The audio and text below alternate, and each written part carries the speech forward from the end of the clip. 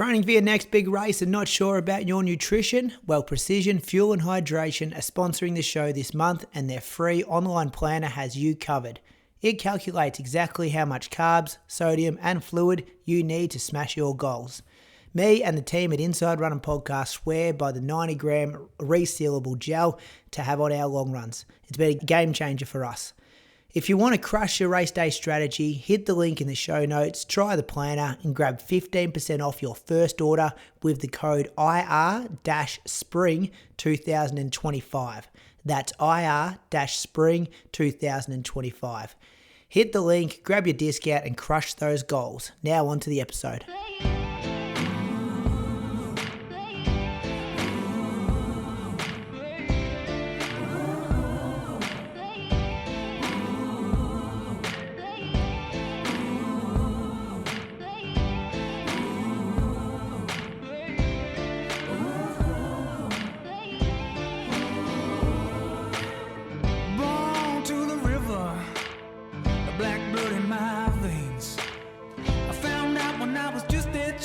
Being a skin can bring you so much pain. Now I hear you say you got the best of both ways. Won't you come and take a walk in my shoes and tell me if you take my place? Under cover of my skin, I've heard all your names. If it's all the same, I'll keep on walking. Yeah, people tuning in to hear the king. Welcome to episode number 406 of the Inside Running Podcast. A massive thank you for being with us for another week. We've got a big show coming at you this week. We're going to talk about the Ballarat 15K, the City2Surf, the world's biggest ever fun run happened on the streets of Sydney on Sunday. Got some international track results as well, some fast Aussies, including an Australian record, actually, a long-standing Australian record. So we'll get to that one as well. Listen to question, and then at the end of the episode, you'll hear Moose again. He's back talking with Ashley Campbell, the expert product line manager from running footwear at Nike. How are you, Croaks, my co-host up there in Canberra, fresh off the athletics track, doing some coaching, I hear? Yeah, it's a bit different recording on a Tuesday night. So, I'm normally out coaching, so we don't finish till, close to 7. So, a little bit later and a day late, but I'm going okay. I did enjoy having my Monday night free, Croaks, but it did put a lot of pressure on Tuesday evening, knowing that the turnaround is it's 24 hours tighter than what we usually work off. So hopefully not too much editing needs to happen after this episode tonight. And I feel like our guest is pretty clean cut. He should be able to look after us for the next kind of 90 minutes. He'll carry us. He'll carry us for sure. We're both tired and we need some energy. We need some big Norwegian energy, I'm thinking, Croaks. I don't know a guy that loves running as much as this bloke. Neither do I. Ladies and gentlemen, he is the king of Norwegian distance running. So often on this show, we have people that feature in the influential list, sometimes in the top 5, sometimes the top 10, but this is number 1 in Norwegian distance running. He's the only person in Norway who the Ingebrigtsen brothers bend the knee for. He's a 2:21 marathoner. He set that time in 2019. And then last year, Croaks set PBs across everything else, 1,500, 3K, 5K, 10K, half marathon. He's coached by the famous, probably the most famous running coach in the world, Renato Canova, as he builds towards the Berlin Marathon and his quest to break 2 hours and 20 minutes. He's one of the longest friends of the Inside Running Podcast, dating back to day one. Joining us from the capital of Norway, Kristian from Norway, Ulriksen. Thank you for filling in, my good friend. Thank you so much. And hi, Mr. Croker, as well. Usually this is a little bit of this uncut. We have Toby here, me, him, and Brady, a little bit all over the place. But when you are back to the main show, I guess we need to step it up again. And Chriso, congrats on becoming a dad. It's exciting. Thank you. Yeah, it was a big day, huge day at this hospital. It was a crazy experience. Now, I've got a question for you, Chriso. I know how all in you are for this Berlin Marathon. And I copped a lot of crap that I went and did a session the day that my daughter was born. I reckon if you had a double session day on the day that your son was born, you were doing it. My son was born on a Monday, so I had I missed the 1 hour 10 in the morning, but I got this 8K in the afternoon. But Tuesday I had this double session, was running on pure adrenaline. Nothing better. He yeah. did. Yeah, we went into it in detail on the monthly just last week, Croaks. The double session day, how much his life has changed. Just before we got off on air, he was heating up a bottle. So he's I'm proud of him, little baby boy. He's a changed man. It does that to you at or parenting. Yeah. Now I still remember my first run as a dad, and as you said, Chris, like there is a fair bit of like adrenaline still pumping through your body, and it's just pure joy. Just puts everything into perspective. Yeah, you go inside this hospital and you just sit there watching. You don't have any idea what to do or what to say or anything. You just hope for the best. Yeah, in the hands of experts, aren't you? You get so much respect for those people in those jobs afterwards as well.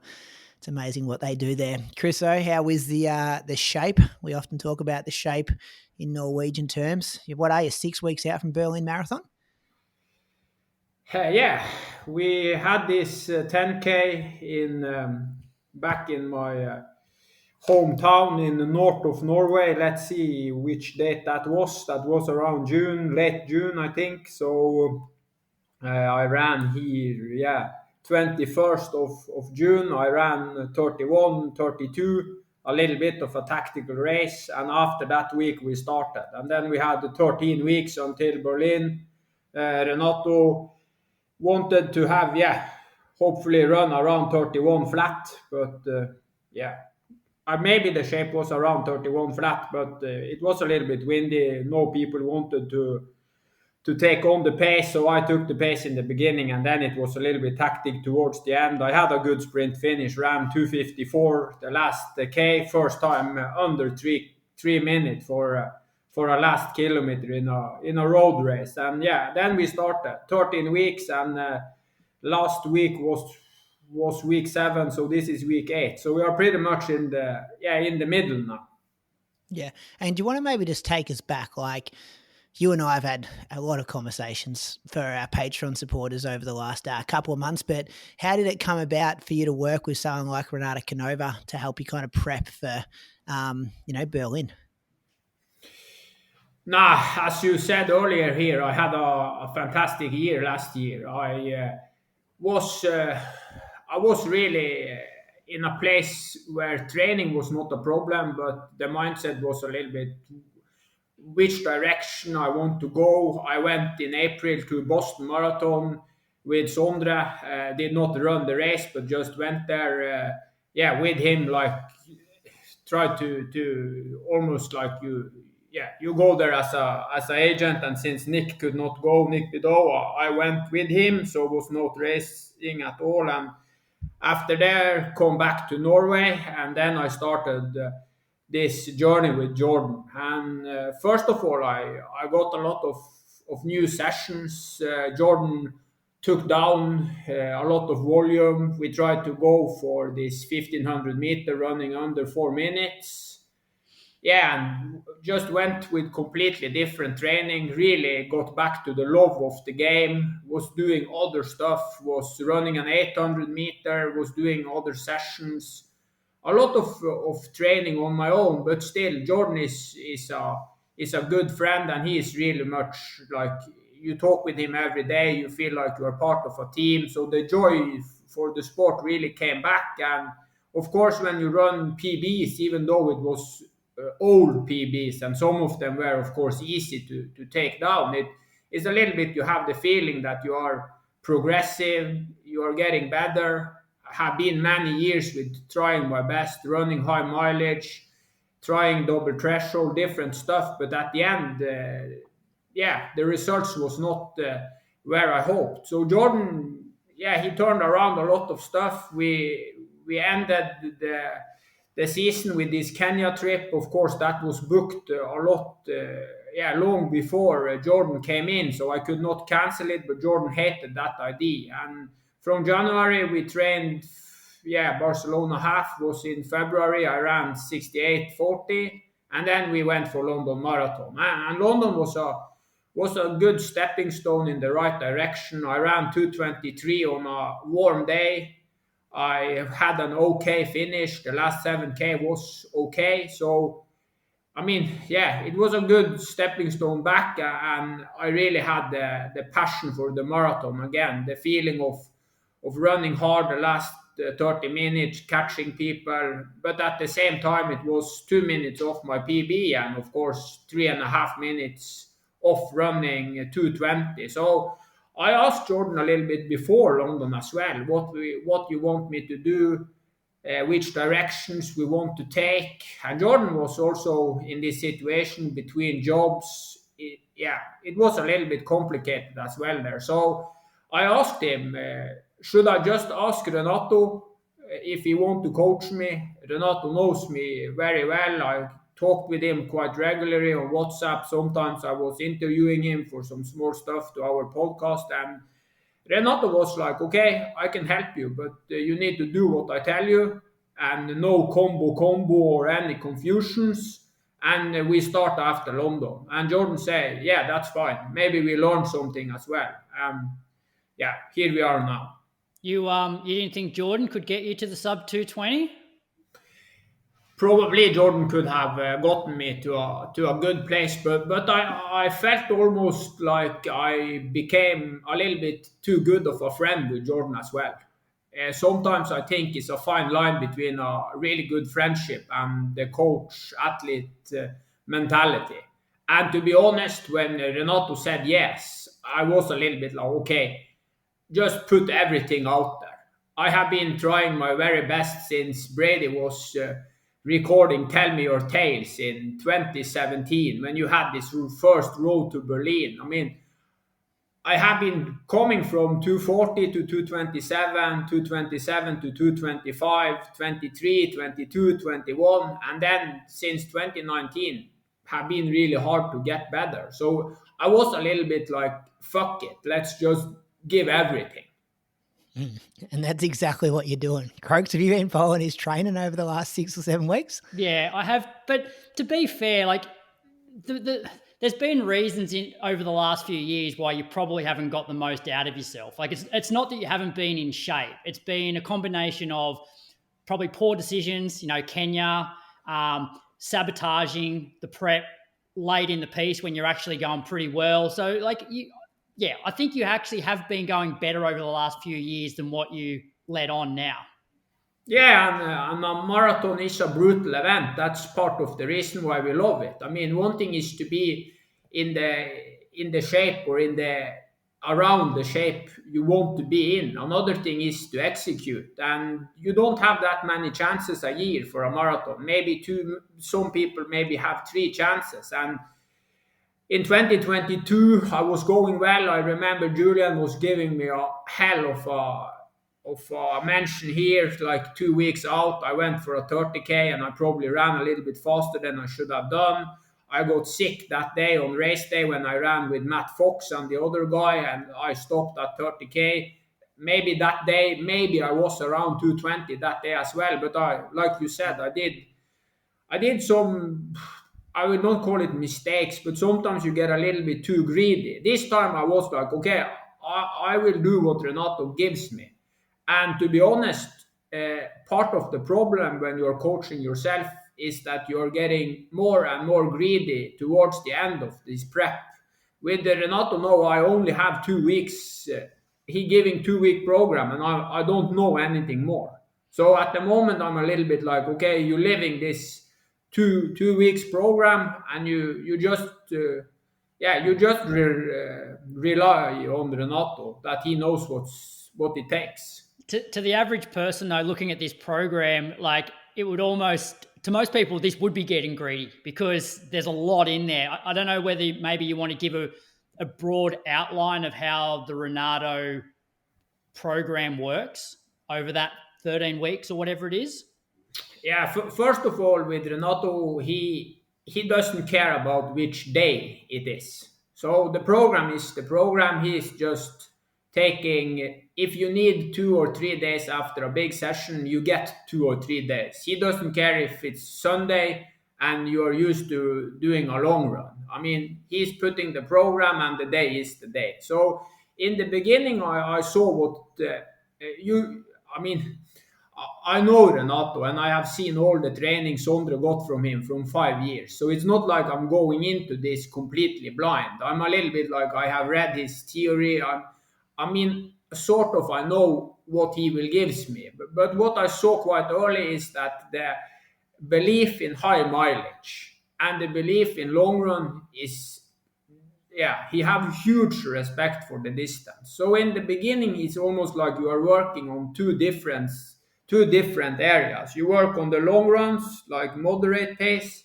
and you do some threshold or shorter intervals, and then towards the end he's connecting this longer tempos and these longer moderate runs. So the last 5-6 weeks where I'm starting now is probably where these tougher, longer sessions will become. But it's always some small stuff with Renato. It's some small hill sprints, some small strides.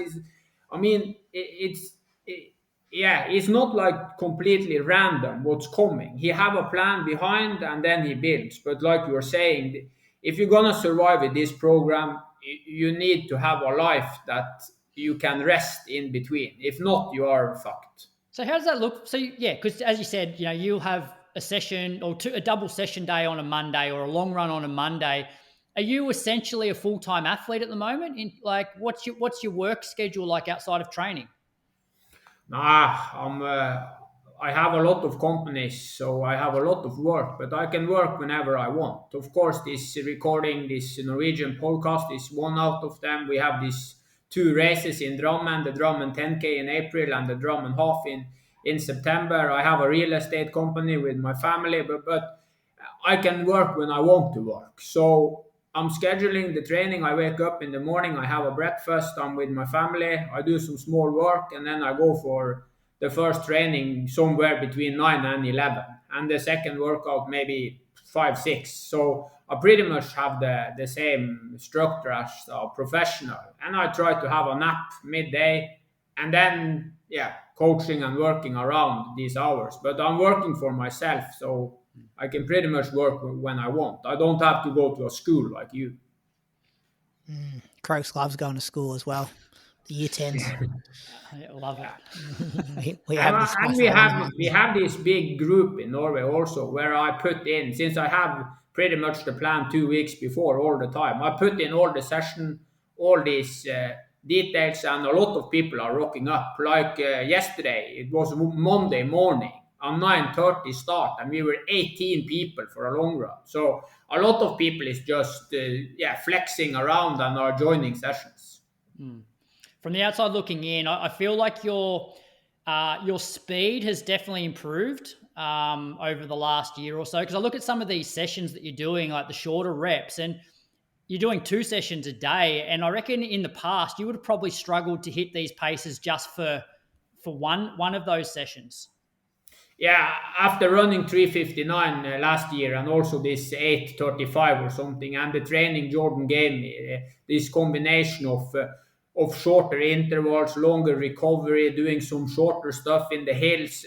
Jordan, I will not say he changed the way I'm running, but the way I'm moving now is different from back in the days when marathon pace always felt almost like sprinting. Give us a week of training, Chriso, including your Monday, which was yesterday. So give us 8 days because this is pretty heavy. Yeah, like I said, it is completely random. But yeah, we start with Monday the 4th. So 1 hour 25 in the morning. And this is one thing that Sondre was telling me quite early. He said, don't fall into the trap of running too fast on your easy days.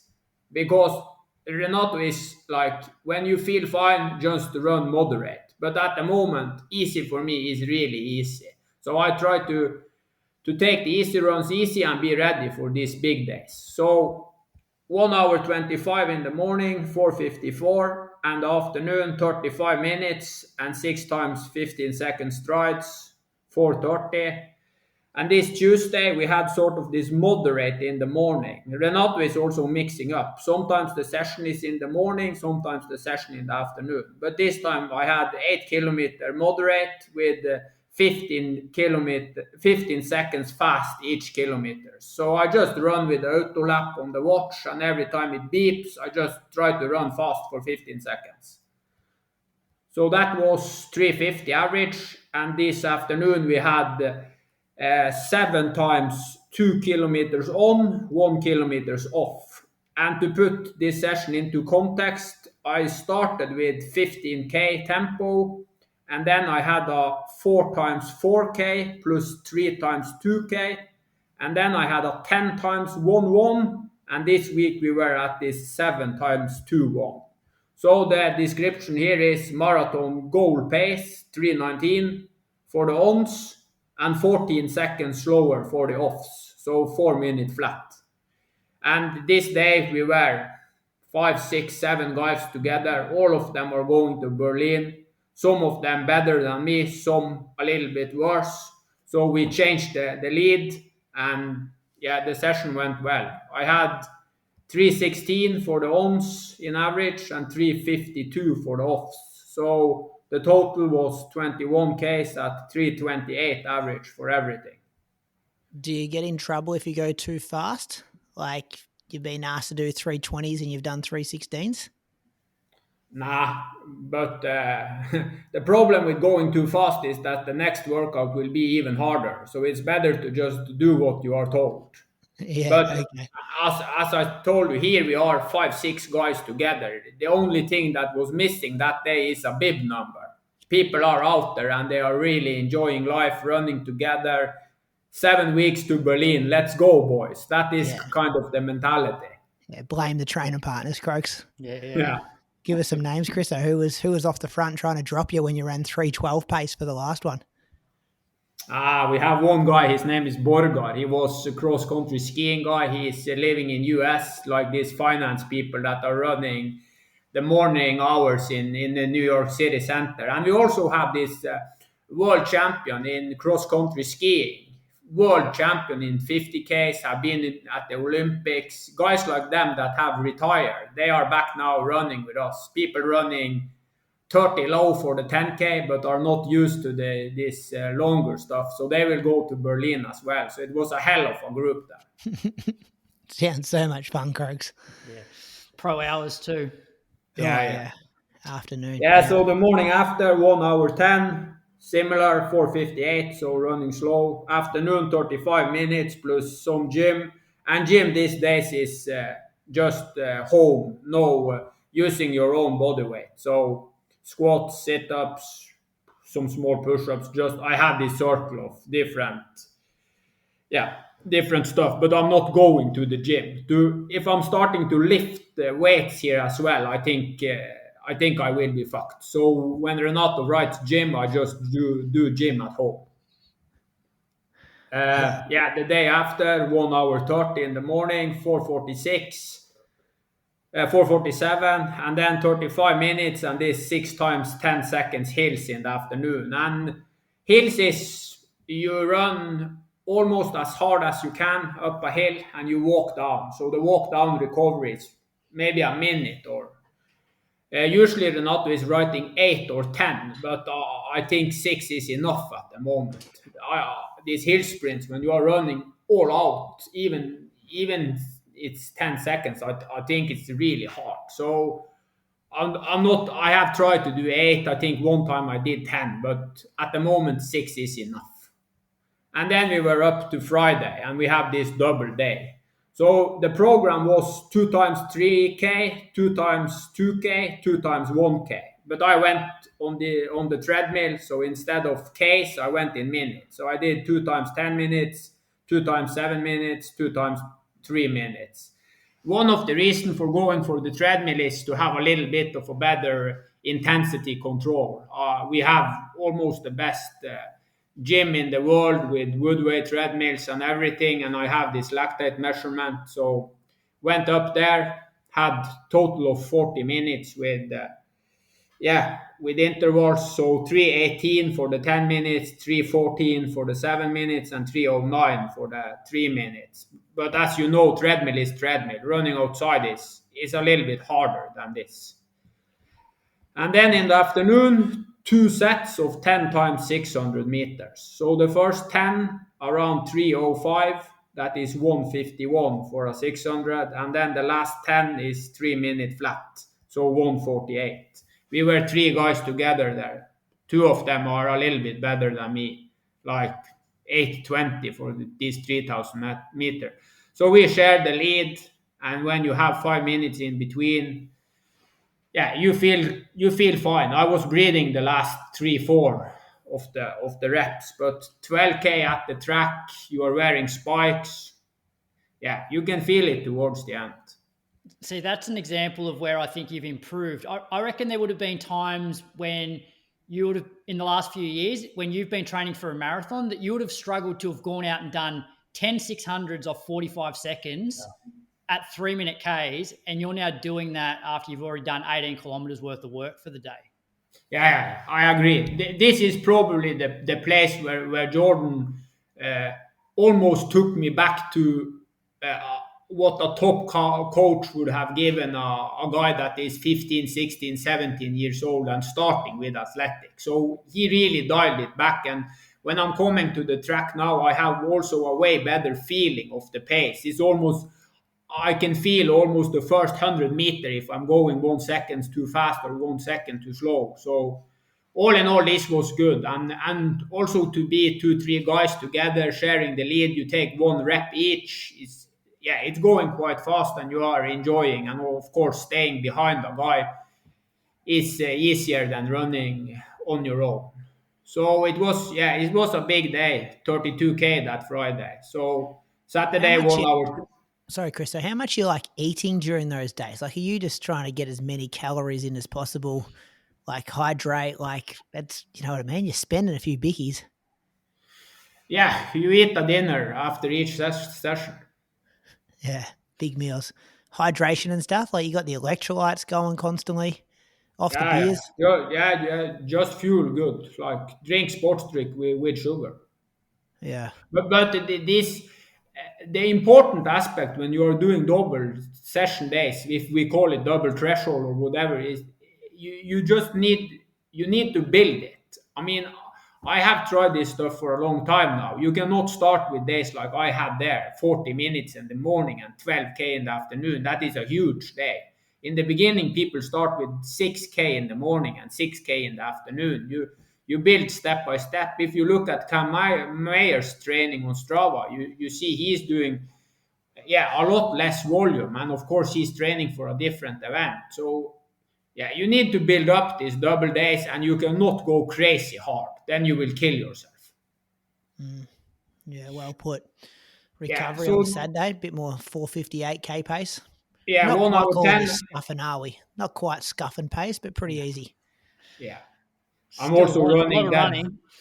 Yeah. 1 hour 10 in the morning, 35 minutes to gym in the afternoon, same as earlier. And then Sunday, the plan was 1 hour 20 at Sunday. I ran just 10 minutes too long. I'm not sure why. I thought in my mind that Renato put up 1 hour 30. But I ran 1 hour 30 easy. And then in the afternoon, 35 minutes and some strides again. I felt really good on the strides. It's first time ever I have seen, even though it's GPS, I had 2:19 pace for the last 20 seconds. And for me, that is running fast. But I felt smooth, the rhythm was good. And I knew that day that this Monday we had 45 kilometers, moderate long run. I knew that Sunday that this long run was going to be a good day as well. And it went well. Everyone rocked up. You sent me a photo. People putting all their drink bottles out Monday morning, Croaks. No one's got a job in Norway. Everyone goes out for 45 Ks. Yeah, you see 18 people rock up at 9:30. Some guys working for the police came straight from this court. One doctor, he took the day off. Some other people are just changing the schedule. But it's a little bit, if you're going to go 45 kilometers, you will not do that very often. You probably do it one time during this block, and you don't want to do it on your own. So all people together, 18 guys with 5 bottles each, was like 80 bottles on this table. Why don't you do it once in your life, I reckon. Croaks, how many times you ran 45K? Never. Yeah, I think I've hit 44 once, maybe in like a 3-hour I jog. remember Julian went some over distance when he went with this long run, and then he had these workouts towards the end. Maybe a 3K warm-up before a marathon. Might have Yeah. been 45. Yeah, 45K day. Just So look at the this stride too, Chriso. 2:17K pace for a 20-second stride. Yeah, that's moving, but I mean, his GPS was probably not that fast. Take it. All the others look pretty good. 240, 230. That's probably accurate. If you're doing track work, he's fit and he's fast, Croaks. Jeez, maybe you should go to World Champs instead, Chriso. Yeah, I can join Sondra. Join Sondra running 205. Is he going, Chriso, to World Champs? Sondre Moen? Yeah, we have 2 guys, Sondra and Seré. Okay. Yeah. So this description from Renato was 15K at 4 minutes, 15K at 3:55, 15K at 3:50.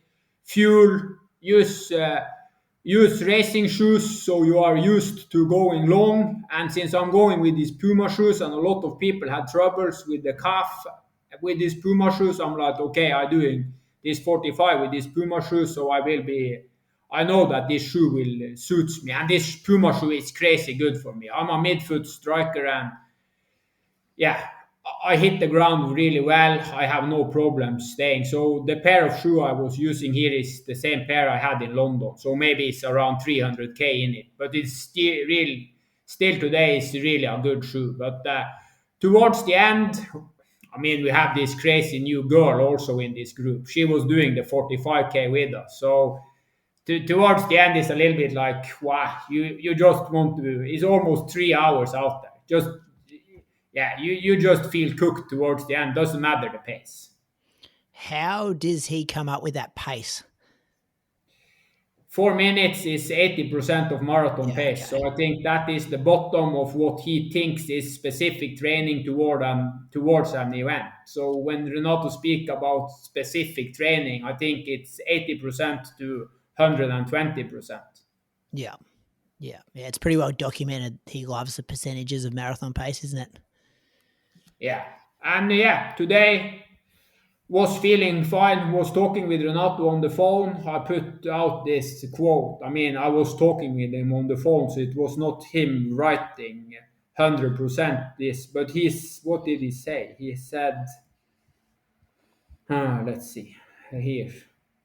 Finally, you begin to see what marathon training truly is. This Saturday, you got 6 times 3:1. After that, 5 weeks remaining. And in those weeks, we start to put together the long run with the on-off session. The first test is 32K at 95% of goal pace, because from there we enter the last specific pace. So I only have 2 weeks. I have this week and the next week. So next Saturday is this 32K at 95. And 95%, if we use this Renato way of percentage, is 320 is 3 minutes, so 180 seconds, plus 20 seconds, so it's 200 seconds. And then he adds 95%, meaning 10 seconds. So goal race pace 319 plus 10 seconds is 329. That is his way of calculating. Yeah, I think when you actually do the official calculations, it's like 327, 328 though, isn't it? Somewhere around there. Yeah. It's interesting that that's the first test. I feel in Australia, Croaks, we do that as the last test. Like if you can do 32K at your 95%, I always think I'm kind of ready. Yeah, I've never done that session. Oh, that seems like a pretty hard session. I don't think many people would do a session like that. But they also, you're saying that that's the end point for us here in Australia, but look at what he's done in the lead up. What he's done in the lead up is at least what we would have done before you get to that 32 anyway. Yeah. And I guess that's my concern with this type of training is, okay, this is what the top guys in the world do. you're not a professional, although like you can fit all of this in. It's more about the mental bickies that you have to use week in, week out over 13 weeks, that when you get to race day, do you still have the mental bickies left on race day? Yeah. Yeah. No, I agree, and I have asked myself several times if the approach to a 220 guy is the same as the approach to Amanal Petros, or because Sondre is not any longer with Renato. Sondre is training with Nick Bidow, and they are up in Spain in that camp. So Renato is coaching Amanal Petros, and he is training in Kenya, and he's coaching Emil Keires. And Keires is sort of similar with Stu McSwain. Keires is running with a Casio watch from 1990. He had absolutely zero information. And when they go for specific stuff, they go on the track, and Renato is standing with the stopwatch. And Amanal, he is training in Kenya, and if you follow Amanal on Instagram, you can see that some of the sessions Renato giving to Amanal is similar with the sessions he is giving to me. But to be honest, I don't know, Croker, if this is what it takes, or if I'm going to the extreme, or Proof in the pudding. yeah, I mean, the hard fact is that I have tried my best for many years, and to be honest, I will not run 215 or 210, whatever I do in life. So maybe I need to be this serious, or this, or training at this level to even achieve 219. I mean, I don't know, but hopefully I can survive. I mean, we have only 6 weeks left, and the last 2 weeks is more or less taper. So I have 4 weeks of training left. How much better? How have you been feeling mentally? Like, have there been many days over the last 5 or 6 weeks where you've done your morning session and you pack your bag to go out in the afternoon, and you're like, oh, I can't wait for this to be over? I mean, it's summer here. So many people are motivated. We have this girl, Gravdal, is going for the day. I mean, she tried the day. You are discussing this all the time, but she had her debut in Hamburg and pulled out at 30k. So now she's going again in Berlin. She will try to run 220. It's so many people, these cross-country skiing people. So, of course, the motivation is high. There's many people out there every day. You can see on Strava that he's doing a hell of a job. But in the end, in the beginning, I was questioning myself. I remember I told Brady and Toby this 4 times 4K plus 3 times 2K, and then 1 time 1 kilometers at max pace. I remember in the beginning, I was like, you really want me to run absolutely all out after doing 22 kilometers of interval? You really want to kill me? In the beginning, that was a little bit of the mindset. But these days, I'm like, I follow the plan. Yeah. I hope for the best. The group's got to help, the culture. Yeah. And look, I don't think I've seen you in physically better shape than this. Like, the sessions that you're doing are impressive. It's just a matter of holding it together, not getting greedy, and still having something to give come race day. Like, actually looking forward to the race, as opposed to being just so mentally and physically drained that you get to halfway in the race and it starts to get a little bit difficult, but you can't dig because you've used all of that in the last 13 weeks.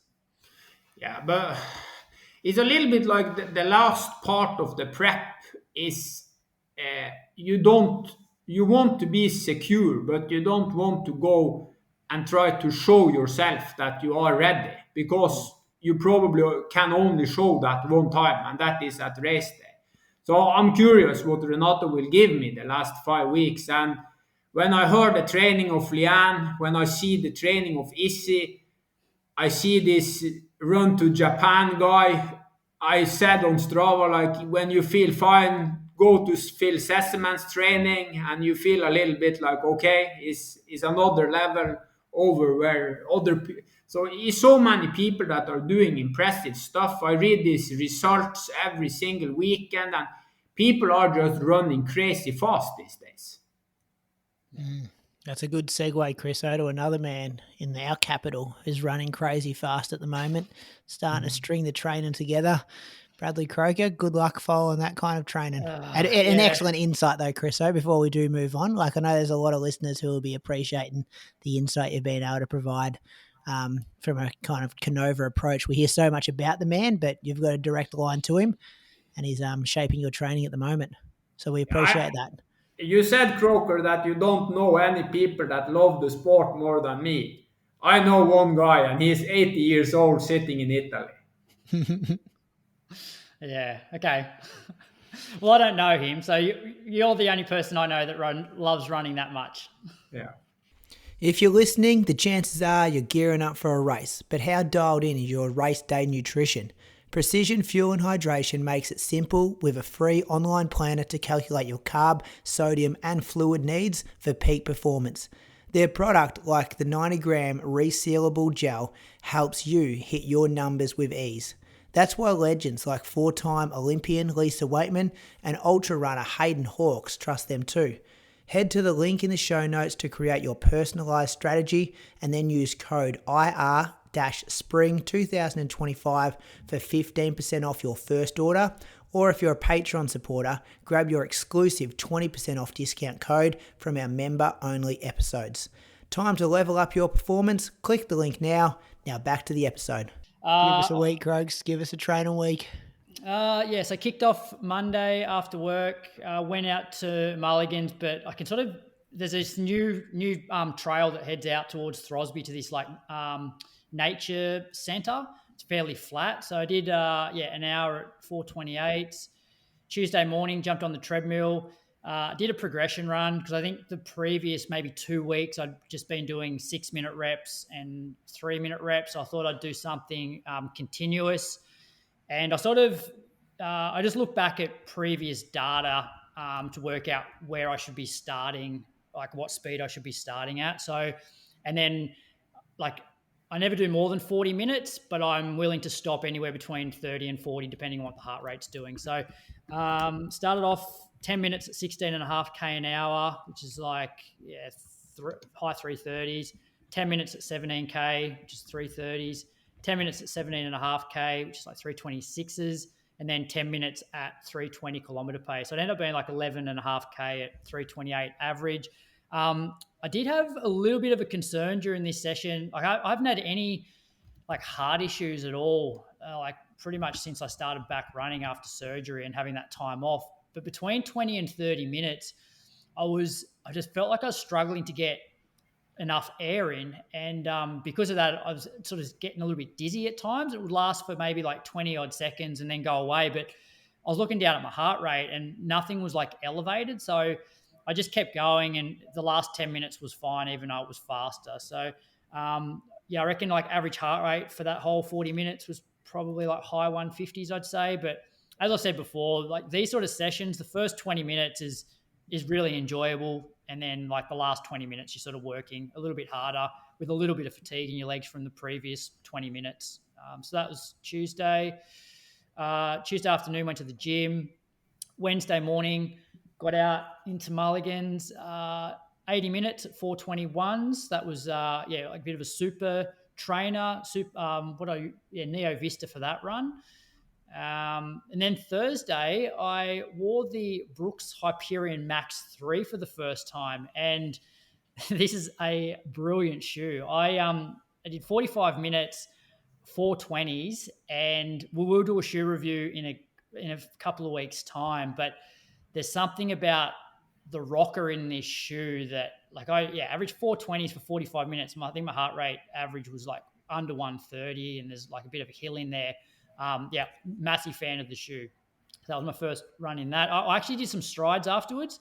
So it's one thing I've been doing. I feel like I've been training fairly conservatively by doing all my sessions on the treadmill so I can monitor the effort. And obviously I can do that forever, but I feel like I need to add some layers to that to obviously progress and get the most out of myself. And one of those things is adding some strides. at some point trying to add a little bit more intensity, some shorter hill reps and that sort of thing. So this was the first time I'd done strides in ages. So that was Thursday. What pace did you get down to, Croaks? I don't know. 2:17K pace for you? No. I also felt very uncoordinated because I hadn't done them for so long. So I don't recommend you chasing 2:17K pace, by the way. You've just got yourself in good shape. You've been really conservative. Please be careful with these strides. These would have been maybe 250 pace, like not fast at all. That's good. Yeah. Friday then was 10 by 3 minutes, 1 minute rest. So the first 2 reps were at 320 kilometer pace. The last 8 reps at 18.5K an hour, which is like 3:15s.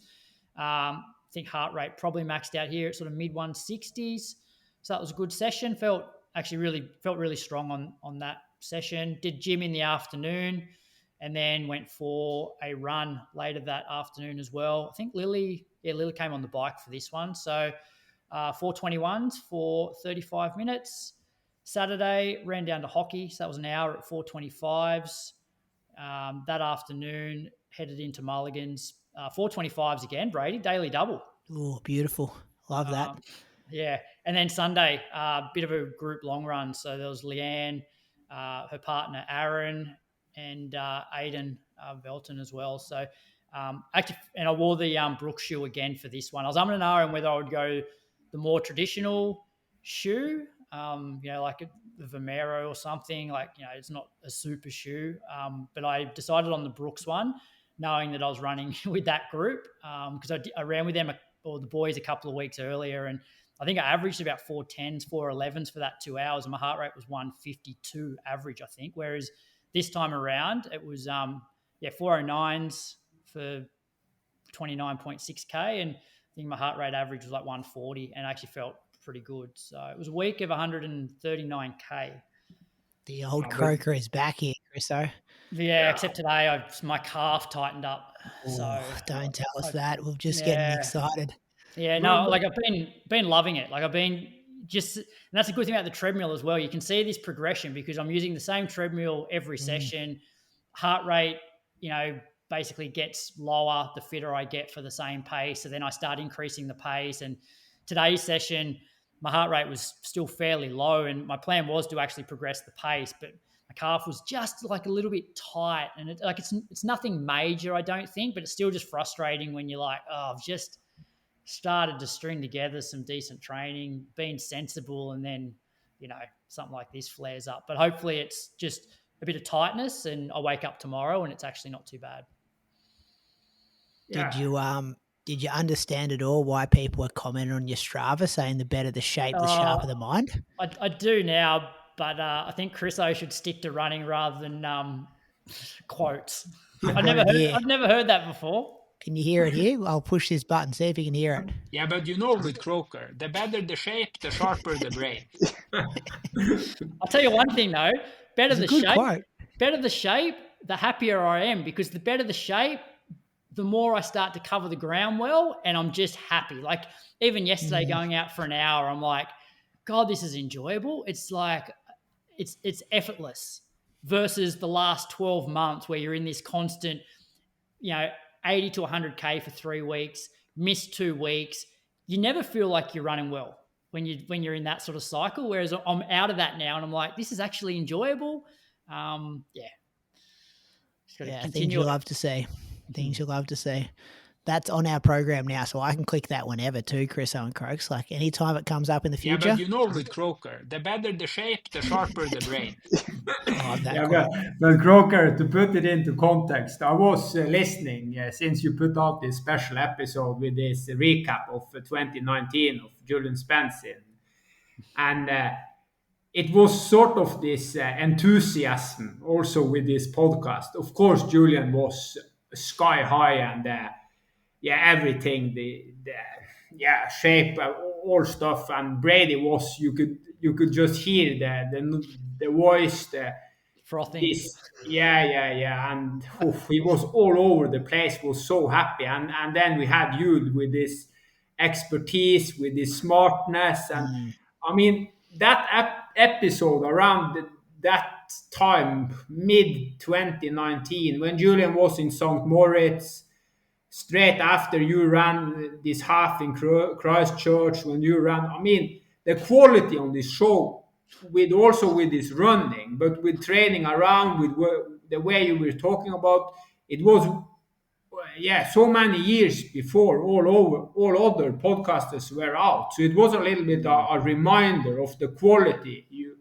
Result is one thing, but the quality of this show back in the days also was phenomenally good. Unfortunately, both myself and Moose, we haven't added a lot over the last few years. Could you imagine, Brady, if if this is the sort of shape we were in when we started the podcast? Yeah, no one be listening. You would have 0 people on Patreon. That's why we release that old stuff to keep some credibility, Chriso. Got to remind people that these two, I'm just still running exactly the same times anyway. So you're a lot younger than us though, Brady.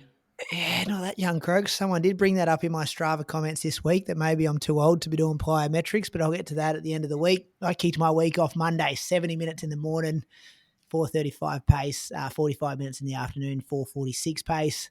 That's one thing that Dan Nash does. The doubles are always 40, 45 minutes. None of this 30-minute stuff anymore. You're going out for 40 minutes minimum. Tuesday, did the biggest workout I've done under Dan. So it was 52 minutes worth of reps, broken up as 4 by 6 minutes, 6 by 3 minutes, 8 by 75 seconds, staying under 170 beats per minute. Got rolling a bit in the 75 seconds at the end there. And that was quite tough because I only had 30 seconds recovery. So I was kind of getting close to 3-minute K pace and then 30 seconds recovery and going again when you've already got like 45 minutes of work in your legs. So yeah, this was definitely the toughest workout I've done in a long time, but really enjoyed the variety of it. And the heart rate was a bit lower for say like 3:15 pace. So that was promising signs. 45 minutes in that. One question here, Brady. If you were like me on Croker and you were having access to a track, would you have got these sessions on a track with meters or he want you on the road with the minutes? I don't think he cares too much. I think it's all about the duration of time at heart rate. So he's like, I think he wants me 52 minutes of just under threshold kind of work. And if that's going distance wise on a track or on a treadmill or whatever it is, I think that's the main objective there. Be a lot of work on the track. I don't know if I could do that much on a track.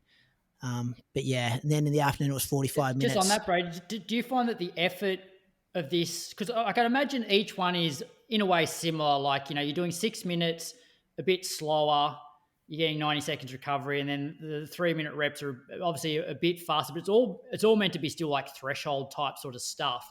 Does the session get significantly harder for you once you start to get down to the 75-second reps? Because I was pushing it a bit harder too. So, and you got a bit of a license to do that for these shorter reps at the end of the workouts. Yeah. But like if I kept those 75 seconds at say 3:15s, which is the same pace I was doing the 6 minutes, that would be significantly easier. Yeah. You finish this going, so what is it, a 7 out of 10, 8 out of 10 by the end? Probably more 8 out of 10, just because I was rolling, close to 3-minute K pace.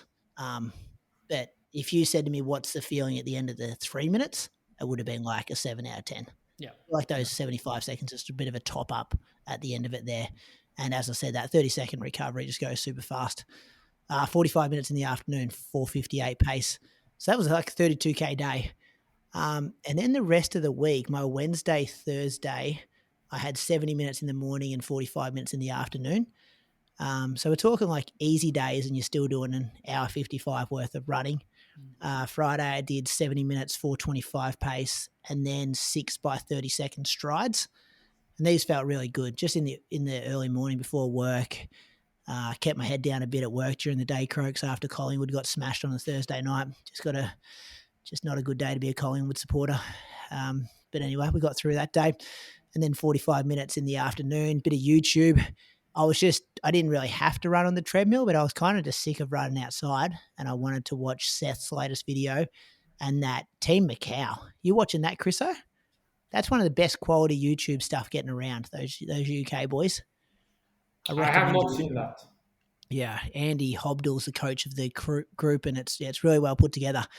And then, Saturday I did 40 minutes before going to Ballarat 15K on the Sunday. I also had 5 by 15 second strides and some plyometrics. So like some pogo hops, some bounding, and some like one-legged hops for like distance. And then, drove over to Ballarat. Beautiful day at Lake Wendouree. Like 10:15 start. You could almost say it was hot. Like it definitely wasn't hot. It was like 12 degrees maybe, but very little wind when we were warming up. Oh, I had a new warm-up routine. So I had to do like 15 minutes and then a 3-minute threshold and then a 30 seconds hard at 3K effort. And then under instructions, no more strides after that. Happy to jog around until the start. But it's amazing. You do that 3-minute effort, and I think I averaged like 308K pace. And I'm like, there's no way I can do that for 15K in a row. But you do, like when you're in a race atmosphere. And I think there's a lot of science around that priming, like doing something like that that's more intense. How far out from the race did you do the 3-minute and the last hard 30 seconds? I think I had to have it finished, and I was looking at the clock to make sure this was done. I just want to check that I'm going to get it right here. I think I had to have the 30 seconds finished 10 minutes before the race started. All right. Okay. So, fair way out. And no more strides after that? No more strides, Croaks. Let me just check. I want to make sure I've got that correct. So it was. Might have to cut this pause here, Croaks, to make it sound a bit better, but I can't even find it now. We'll have a look. So 9:33 you started the warm-up, and that went for 37 minutes 30. So that's pretty much, was that 10 past here we 10? go. Finish at least 10 minutes before the start of the race. You can jog easy to keep warm, but no more strides. Yeah, so it's 10 past 10 that you finished your warm-up, and then was it, 20 past 10 start?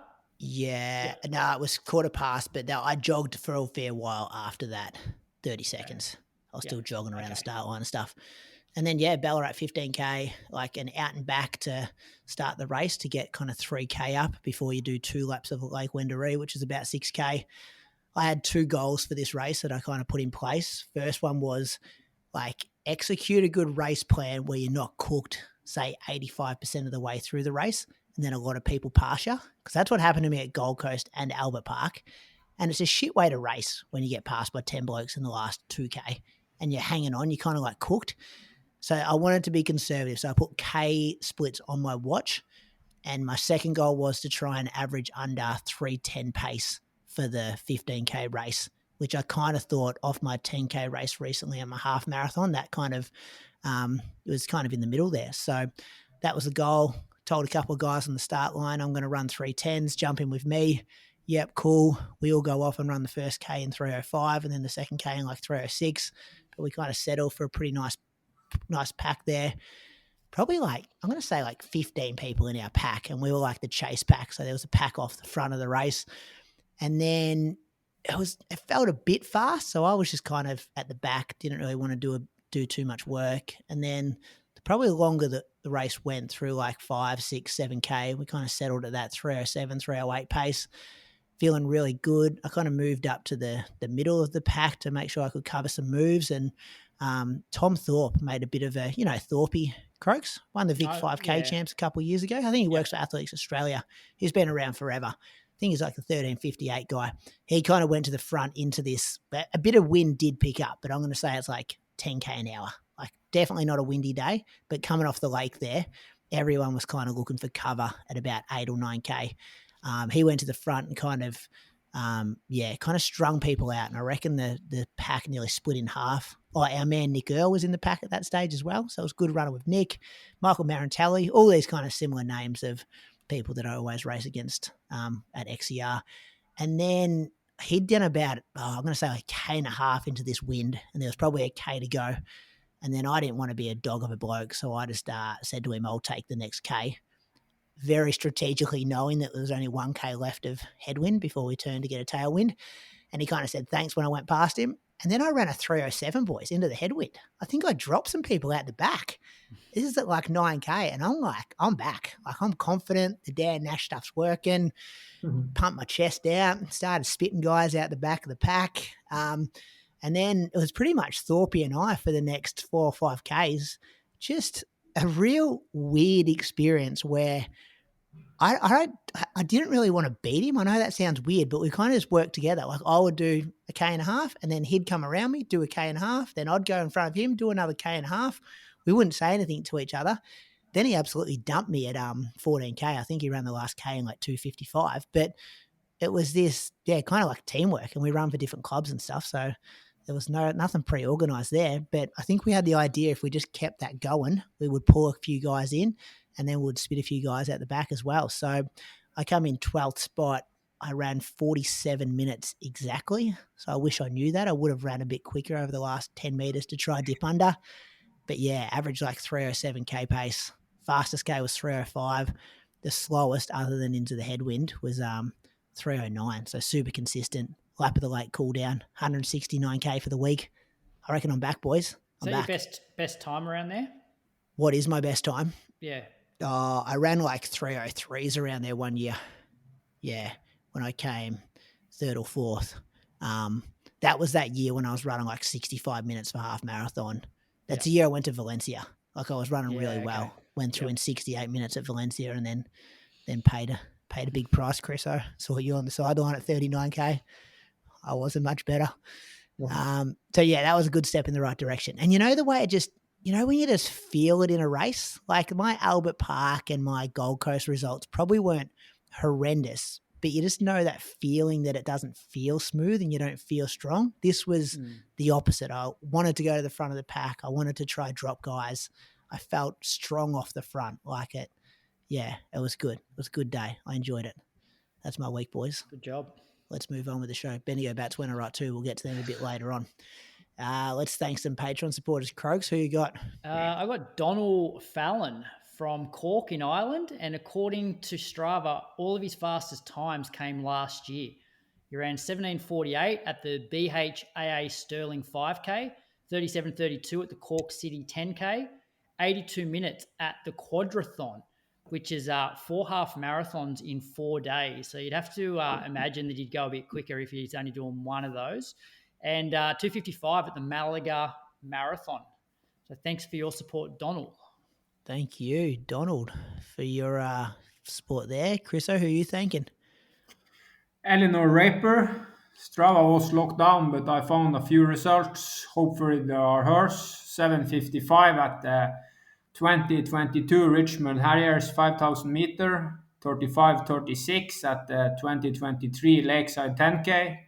78 minutes at the 2023 Gold Coast Half Marathon, and 2:49 at the last year's Berlin Marathon. I think she may also do triathlons. 2:49s in Berlin. Last year I had this 30K progressive run during Berlin. I started around 4-minute pace, so maybe I was with her in the beginning. I was just going to say, imagine next to each other. Imagine getting a shout out from the King of Norway. Oh, Eleanor's going to listen to this show hopefully tomorrow, Croaks, and be blown away with that. I know some people when Jess Hull, remember when Jess Hull filled in? Someone got a shout out from Jess Hull, but getting one from Chriso from Norway is probably just as good, if not better. I'm going to thank Stephen Barter. He's from Croydon in Victoria. He's ran 16:51 at the 2023 Angela Taylor Memorial 5K, 34:11 at the 2013 Australia Day Festival, 10K in Rosebud, 75 minutes at the 2023 Canberra Marathon, a half marathon, and 2:39 at the 2014 Barossa Marathon. So needs to all the other. There's a bit of stuff from 2013 and then 2023. Maybe hasn't run a marathon recently. Good longevity though. 10 years in the game. Yeah, good range there. A massive thank you to all our Patreon supporters over there at patreon.com/Inside Running Podcast. If you like what we do, you can support the show for as little as $5 a month. We also have a level where you can sign up for some bonus content. And it's a good time for bonus content. The UK Monthly boys, they recorded on Monday, Croaks. A few timetabling issues, but we finally got there with the UK Monthly boys. And I'd say their best show, Chriso, since they've been working with us. You listened to it yet? Yeah, I was on it this morning at my 1 hour 10. It's amazing with Klausi. We need to bring him to Norway now for races. He's coming to Norway. How good's that going to be? So those guys are on there. The Road to Sydney crew, so Moose, Nick Early and Leanne Pompiani. The only place you can hear Leanne's training because she only lets about 5 people follow her on Strava. Are you on her Strava, Croker? No, I don't want to get rejected, so I'm just not putting in a request. But Croker, you are in. I'm in, yeah. Part of the club. I need to try myself if I can get in. I reckon Strava requested just 100 plus. She doesn't even know how many are there. Just 100, and we'll tell you the rest when you start deleting a few. Chris, can you send her request right now and see whether she actually accepts it before the end of this show? Oh, yeah. See what happens in the next 45 minutes. I will try now. So, yes, that's coming out. And then we'll roll into our daily coverage of the World Championships as well. Chriso, you want to be involved again? We put Ali Pashley on the spot last week. You want to do some shifts for us on the daily shows? Yeah. It's the week before Berlin. So I have a lot of, it's on the taper week as well. So I will have a lot of time. We'll get the gang back together. A bit of Luke Matthews, Jeff Risley. Oh. I don't know if Jordo can do it legally, but we'll ask him. Get the gang. Ali's keen. So that's all the details, patreon.com/Inside Running Podcast. Running news with thanks to Axel Coffee, our race results partner, and the secret to starting every run on the right foot. Nothing beats a good coffee before hitting the pavement. City2Surf happened, 90,000 people. Pitches looked amazing, a bit wet. And did you say 90,000? 90,000 it was advertised, yeah. Wow. I actually haven't looked up the results to see if it goes all the way down to 90,000, but that's what's been in the news. Isaac Heyne, we interviewed him for the weekend interview just last weekend. He got the win, 40.33 from Sam Clifford, deep in his marathon block, 41.24 for second, and Tom Canto, our guy from the Shoe Geeks, in third, 41.33. So they've all got connections to the show there, Croaks, those three. That's do. Good. That's good. And I must just on topic with Isaac, a lot of people come up to me at Ballarat in the DMs, just blown away by how mature that guy is. So thank you to all those people writing in and made an effort to see me about it. So how does Isaac's time stack up to the record, Croaks, do you know? Oh, it's about 30 seconds or so off. I think, okay. I think the record's pretty much like 40.01 or whatever, which goes to show like how good those guys were, like Deacon Mona doing that back in like the 80s and 90s, old shoes. You think how good Isaac's been going, like over a half marathon. And these guys, 61 guy. These guys are doing that in old shoes. It's like incredible. What was, since we were talking about Ballarat 15K, what the Mona record around there? 41? No, so this Ballarat 15K road race probably wasn't going when Mona was in his prime. So it's only one lap. Which I think it's 16 low, 16:15 or something like that. They reckon, like I've heard people talk. I think it was his line is as well that like no one in the world could have beaten him that day. I think his dad was out there sweeping the path. And it's a very unique race.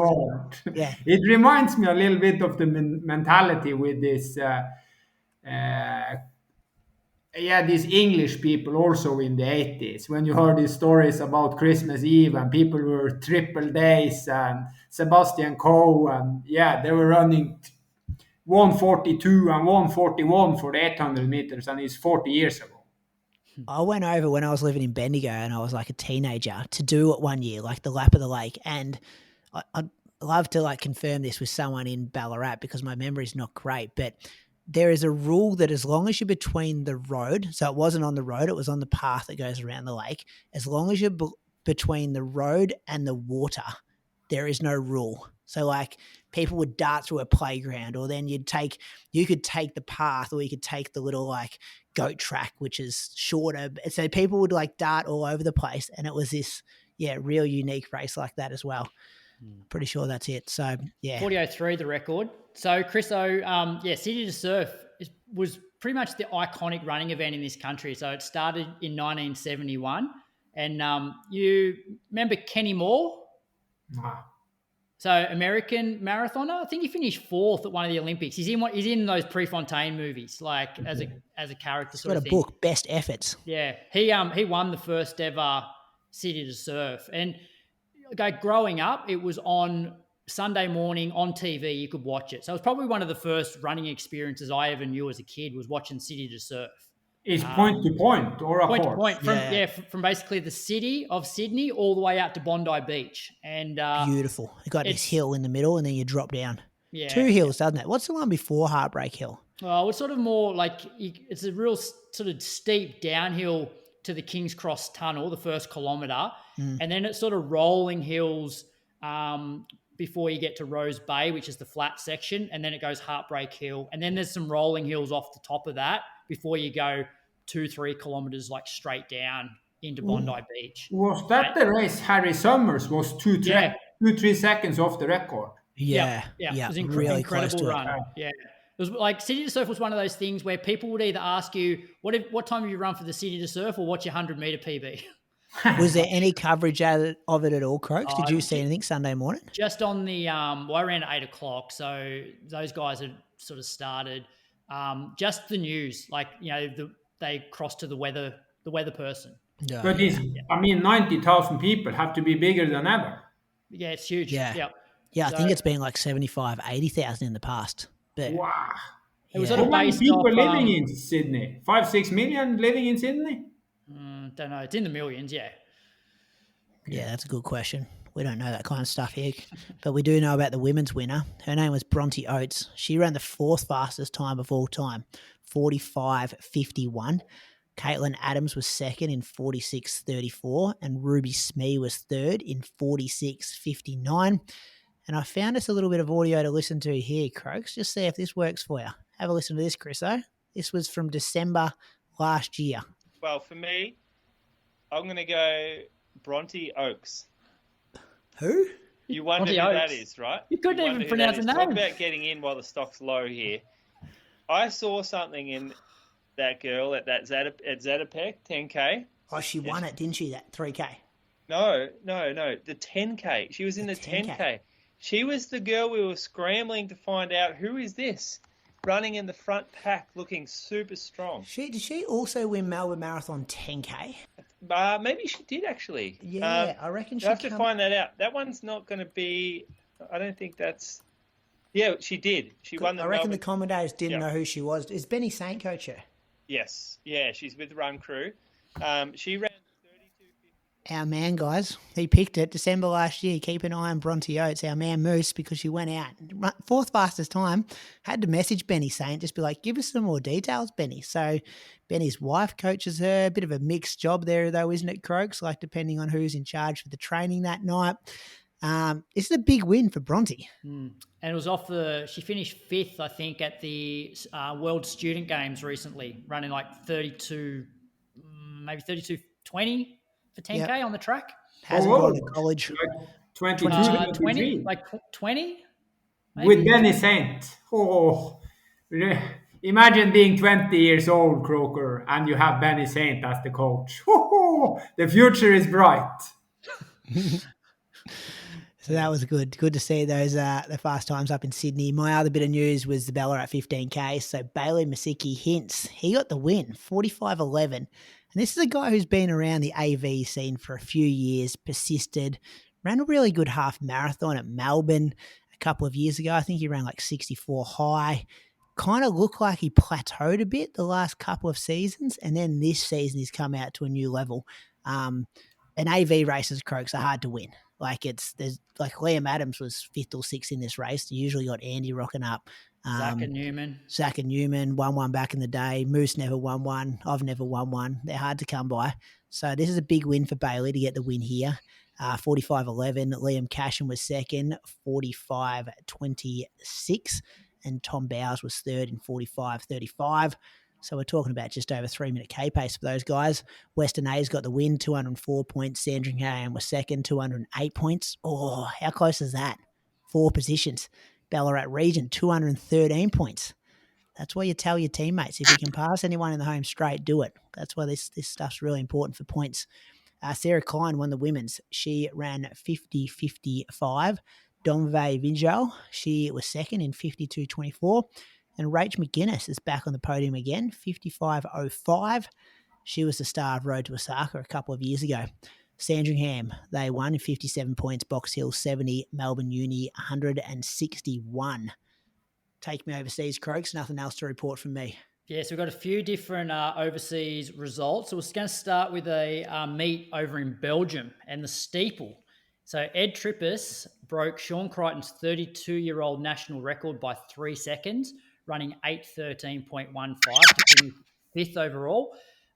Ben Buckingham also went under the old record, running 8:15.14, and Matt Clark ran a PB of 8:16.57. So incredible running by all three boys. Like we sort of felt like this record was coming maybe a couple of years ago. Like I know Ed ran 8:19 to qualify for the Olympics, and they've been sort of within striking distance. But to have all three of them on the same day either go under the old record or come very, very close in a significant PB is amazing. What do you think, Brady? We had one Norwegian guy in the same race. I was live streamed from Murzecki-Hince. Our guy, he have 8:15, 8:16, 8:17, and the standard is 8:15.00, and he's out. Yeah. Well, I guess Bucks will be in a similar situation. He only just missed the time. Yes, it really depends about the points in other events. I can look up this Road to Tokyo is updated. Yeah, I've got it open now. So Ed Trippus has got the time, obviously, 8:13, the new national record, 0.1. He's in 24. They are taken 36. And then our next Australian, Matt Clark, is in position 36. Yeah, but he is the Oceanian champion, so maybe, yeah. But he is out. He's not in 30. The same position. Bucks is in as well. Their points are just a bit different. Do they have any other races coming up, Croaks? Do you know? No. Not That's sure. it. That was the last time. Is that why they were all here? It's no more steeper. Yeah, okay.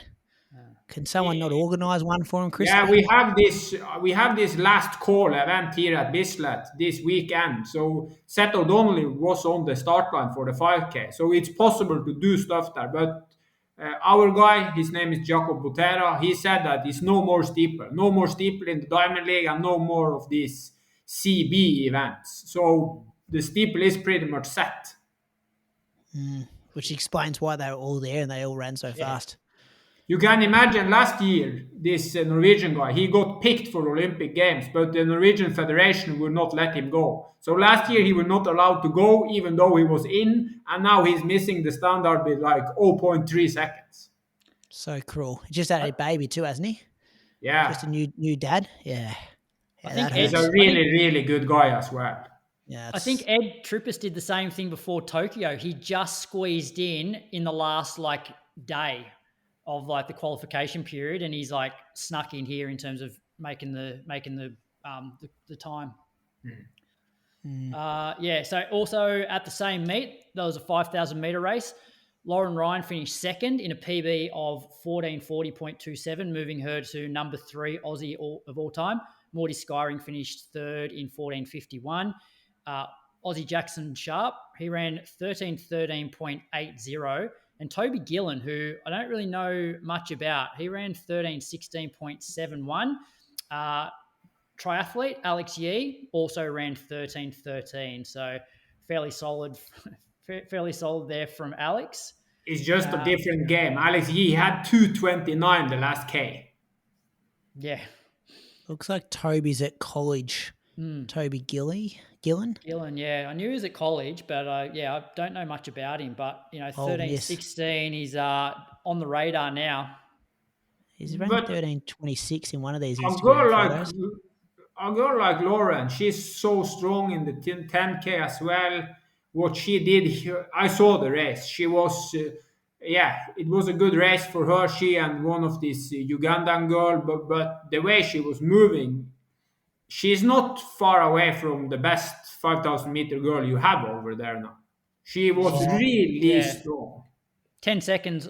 Yeah, but it was a completely different race. The Diamond League race that those Rose and those girls had in London, it was sort of, yeah, it was perfect for them. Lauren was up here fighting for the win. She was leading a little bit of the race. I mean, yeah.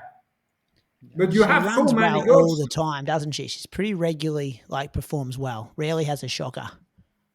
Yeah, they level at 5,000 meter in Australia, or I mean, all over in Australia for girls, just phenomenal. I think Izzy is like number 6, and she is like 1450. Yeah, we've got five under the standard, I think, now for world champs. Amazing. Yeah. And it's quick time too, isn't it? Like it's Yeah. not 15:15. It's like these girls are running under 14:50. Folksam GP in Sollentuna. Is that in? It's in Sweden, I believe. Yeah.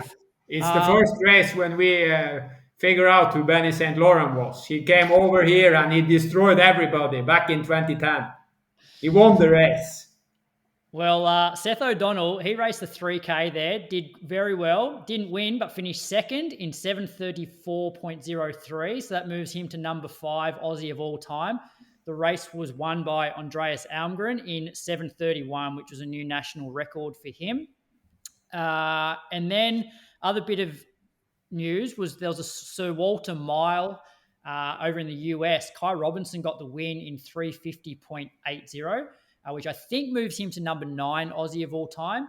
And he beat Ollie Hoare, who ran 3:50.96. So I'm not sure whether that helps or hinders Ollie's chances of making the world champs team, being beaten by your training partner who's not really a 1,500 metre miler.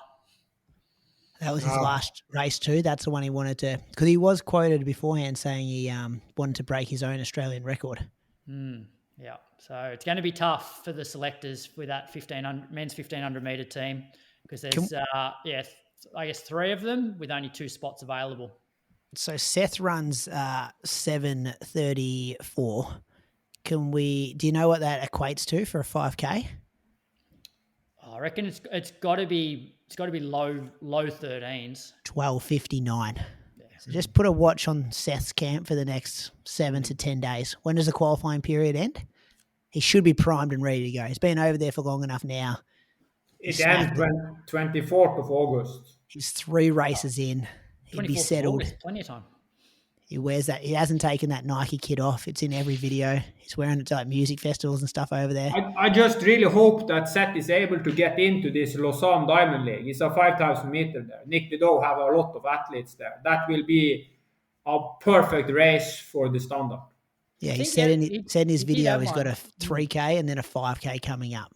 I just hope it is Diamond League because also with this point system, this race in Belgium we were talking about is a C grade race, so it's not a lot of points there. Diamond League is a lot of points. He needs the time, doesn't he? Yeah. Needs the time. Yeah. Those results brought to you by Axel Coffee. Don't forget, Inside Running podcast listeners get 20% off their first online order with code IRP20. Start your day right with Axel Coffee. Two, maybe 3 things here, Chriso. A couple for you. You got any whispers about how Kipchoge's going out of Kenya? He'll be in Australia in 2 weeks for Sydney Marathon. No news? I only know that he's back on the normal schedule. He's training with Camaraderie. Camaraderie is going to this half marathon in Northern Ireland now. So he's back to the usual system. The Tuesday on the track have been doing a lot of the same session as earlier, around 12K of volume. Around 250 have been looking good. Yeah, the long runs on Thursday. This team and group are always consistent in training. So all stuff I see in media, and I have a friend from Austria. His name is Thomas. He's part of this ASICS camp up there. He's saying that Kipchoge is going really well in training. So he's going to Sydney for winning. Okay, that's positive. Also, I've been thinking about back in the day, Croaks, when who was your favourite runner growing up? Greg Motra. Yeah, well, I didn't really get into running till I was pretty much end of high school, already at uni. So you sort of pass those I looked up to footy players or cricketers when I was a kid. So I didn't really look up to runners when I was a kid. You haven't helped me out much here, but yeah, mine was Craig Mottram. And I picked Craig Mottram as my favourite runner because he'd win races and he had a bit of attitude in his interviews. But you really didn't know much about Craig Mottram, really, did you? Because there was a 20-second interview at the end of the race. The Big Mzungo documentary come out. That was good. Got to know him a bit more. But I was thinking the other day, like, we have so much access to our elite runners at the moment. And it's not only their performances that matter. You can kind of figure out their personalities as well. And it made me reflect on the Isaac interview and having Sam Clifford on the show the last couple of weeks about how, like, if I was to say to both you guys, like, who are your 5 favorite Australian runners at the moment? It is really, really tough to do because we know so much about their personalities at the moment. And we have this young crop of, I'm going to say, how old would Jess Hull be? 24, 25, maybe? Say 5 years and younger. They just mature beyond their years. And it's very easy to be a fan of them, which makes it very easy to pick 5 of them because the 20-year-olds almost act like they're 35 and they're so mature. And you just want to cheer them on and you wish them all this success. 28, Brady, Jess Hull. 28. Okay. I was going to say 23. I rounded up to 25 and I was still too. But yeah, I think a lot of the younger people are speaking so well and so mature because she's kind of led the way a bit with the way she holds herself. But Plus, yeah, I think just social media is so much bigger now than it was when Mottram was around. Like, you know, Facebook wasn't even a thing, Instagram. So you get way more access. Yeah. Like, you're not doing, we get 60-minute interviews with anyone and you get to learn their life story. You had MySpace, Croker. MySpace, top 8 friends. Yeah, I would have had you in my top 8 too, Chris. So. Like the only way you would have ever got hold of Mottram in the past would have been if you actually saw him at an event, like, because you didn't know, like, you couldn't reach out to him on social media. Yeah. Or you read like a story in The Age that Len Johnson may have written. Yeah. Can you give me a top 5? You're going to exclude a lot of people. No. Top 5 Aussie people. Top 5 Aussie, Chris, though? Who are some of the For people a guy like me. Cheering for? Who are the people you want to see succeed more than others? They have to all race each other. They need to be runners now or can be... Well, I gave the question to my wife and she started saying, oh, yeah, Benita Willis. And I'm like, well, Benita's retired. Like, we've got to be... Okay, yeah. And she's like, well, what about current Benita is racing current Jess Hull? Which one would you cheer for? And you're like, oh, it starts to get hard when you put it like that. For me... Stewie would be in there. Stewie's got to be up there. Stewie has just... Like, for a guy that was at the top level there, he always had time for everybody. And could I just say, this isn't like, we don't want to cop hate from this bit. This is just like Croker's got 5 posters on his wall. Who's he choosing to put the posters up? It doesn't mean he doesn't like you. Do not direct hate mail at Crokes if he doesn't select you in his top 5 here. Yeah. You got Stewie? I got Stewie, definitely. And Jess. Like, Jess, in terms of just being a great ambassador for the sport, like, even with us, she's always like giving us time. Cam Myers has to be for you. There's 3 already. Well, it's harder if you know them. You know what I mean? When you mentor them, it's tough. When you advise him on what to do in his training workouts. Who you got, Chriso? Harry Summers, but I don't know if he have retired. Oh, yeah. Stuart McSwain for sure, but these girls in Australia is really motivating me because I'm at a similar level. So yeah, Izzy is for sure Izzy, and I will also say, is she retired now, Ellie Pashley, or she's still in? No, Ellie's got to be in. Ellie would still be in everyone's top 5. Okay, so Ellie, Diver, Izzy, Stewie, and Cam. That's 5. Cam, Stewie, and 3 girls. Couldn't get Jess Hull in there. Silver medal at the Olympics. No. She recognised you at the Oslo Diamond League and she was like starstruck by you, but you're not starstruck by her. No. Ollie Hall? You spent time with Ollie Hall? Nah, but Cam is above. Mm-hmm. And Stewie is different. Stewie was carrying your country for 5 years. Yeah, he was, wasn't he? At the Diamond But these girls, for me, they are... I was in Valencia when Diver ran, she took my PB with like 5 seconds. I saw her like the last 3K. I was phenomenally impressed. I remember back in the days listening to the show with Ellie Pashley, the way she was coming alone, and now with Izzy. So for me, those girls, they mean more. Yeah, it's a good top 5, Chris. Soft spot.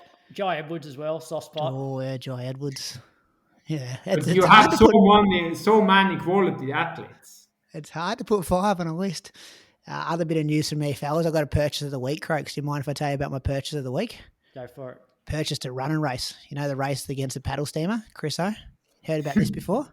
It was going to die. They had no one to organise it. It's about to be discontinued, and I put my hand up and said, "Hey, Zaka, you want to buy a run and race with me? We need to keep this run and race alive. Paddle steamer. It's called Sweat vs Steam. November 16th, listeners. I need some people to rock up and do this paddle steamer race. I need some entries because I've been paying bills, Croaks. Insurance. What else been paying for? Timing. You know all about this stuff, Croaks. Chriso, for drumming. Yeah. Welcome to the family. You work 3-4 years, you never earn money, but you have a hell of a Expensive, race. isn't it? Being involved in events. Yeah, I'm in a lot of debt already. I've paid a couple of influencers, a couple of ambassadors. I'm thinking about calling one on the line next week.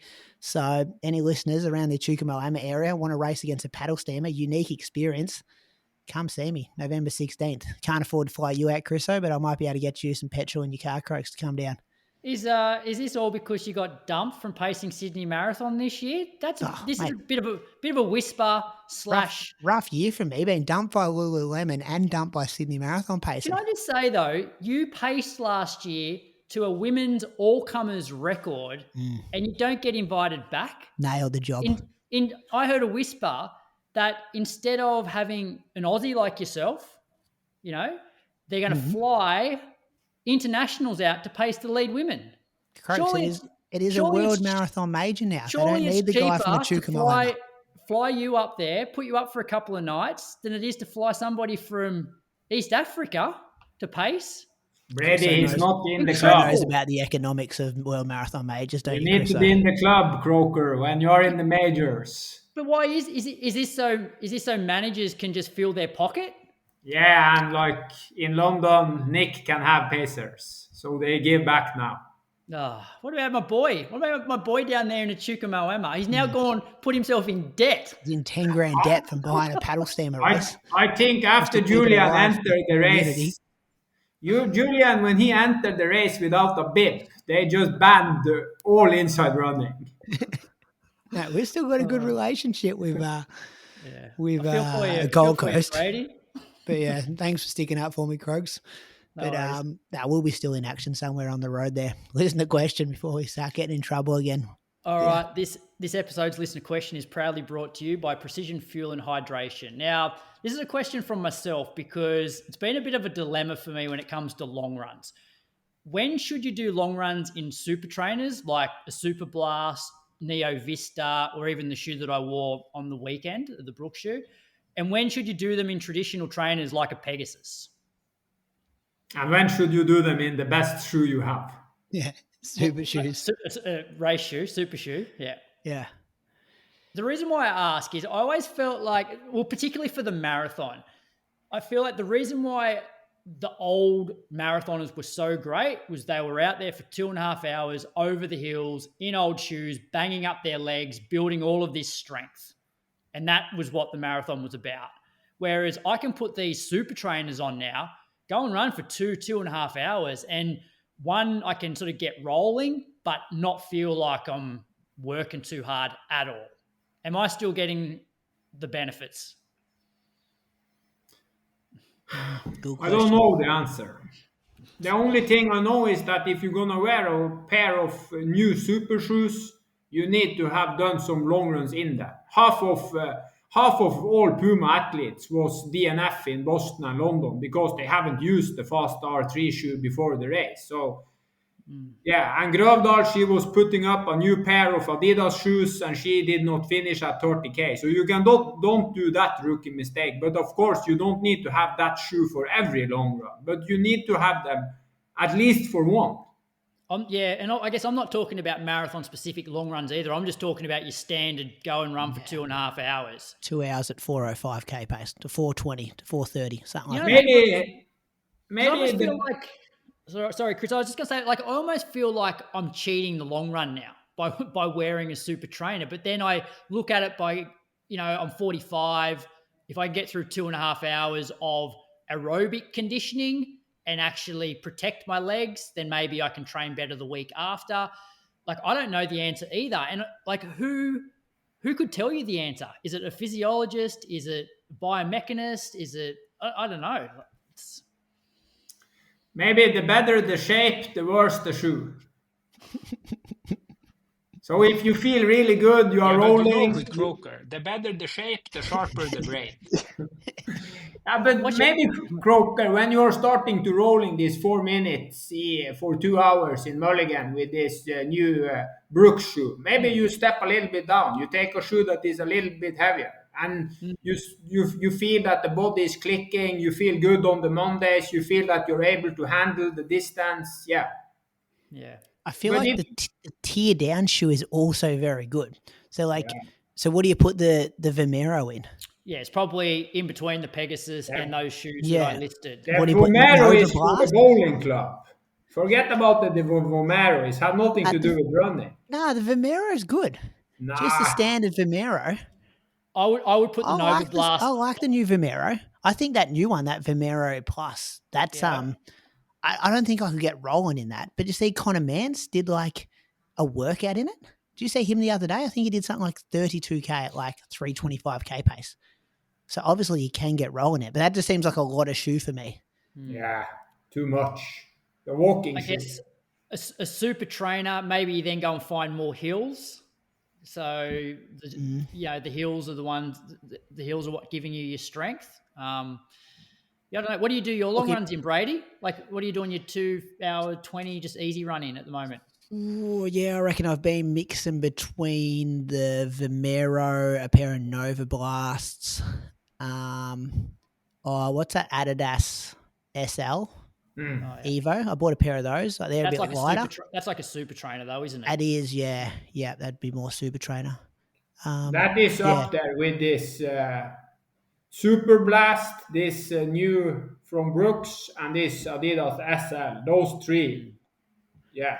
Cool. What about, I've got this workout. I had it a couple of weeks ago as well, and I've got it again this week. It's kind of like what we do the week after a race where my long run and a workout is combined. So it's this week it's 40 minutes, I think. And I step it up every 40 minutes, like up to 165 beats per minute. So like, what would you guys wear for that? Because I'm going to be rolling 325 pace, 320 pace for the last probably 40 minutes. Well, I've done a long run where I've rolled, I think 320s for 5K at the end in the Neo Vistas. But now I would use the Brooks Hyperion Max 3, especially if you're on the road, like, because it's like stiff and it's got a rocker, and you can easily. I reckon I'll go an old pair of super shoes, like an old pair of Alpha Flies. Yeah, but it's not. I'm not sure if a 500 kilometer Alpha Fly is a better shoe than a fresh new super trainer. Yeah, maybe something in between. Maybe that New Balance SC Elite. I've had that, and I haven't done a lot of workouts in it, like something like that. A bit more protection. Probably only got 100K in it. Bit heavier shoe. Yeah, a bit heavier. It's a good question, Croaks. Yeah, I don't know the answer. I don't know the answer though. I just feel like if I'm wearing a super trainer, it sort of makes me think that I'm fitter than I actually am. But what do you give to a guy that is training 5 times a week and is 2 sessions and a long run? They need better shoes for the long run? Ooh.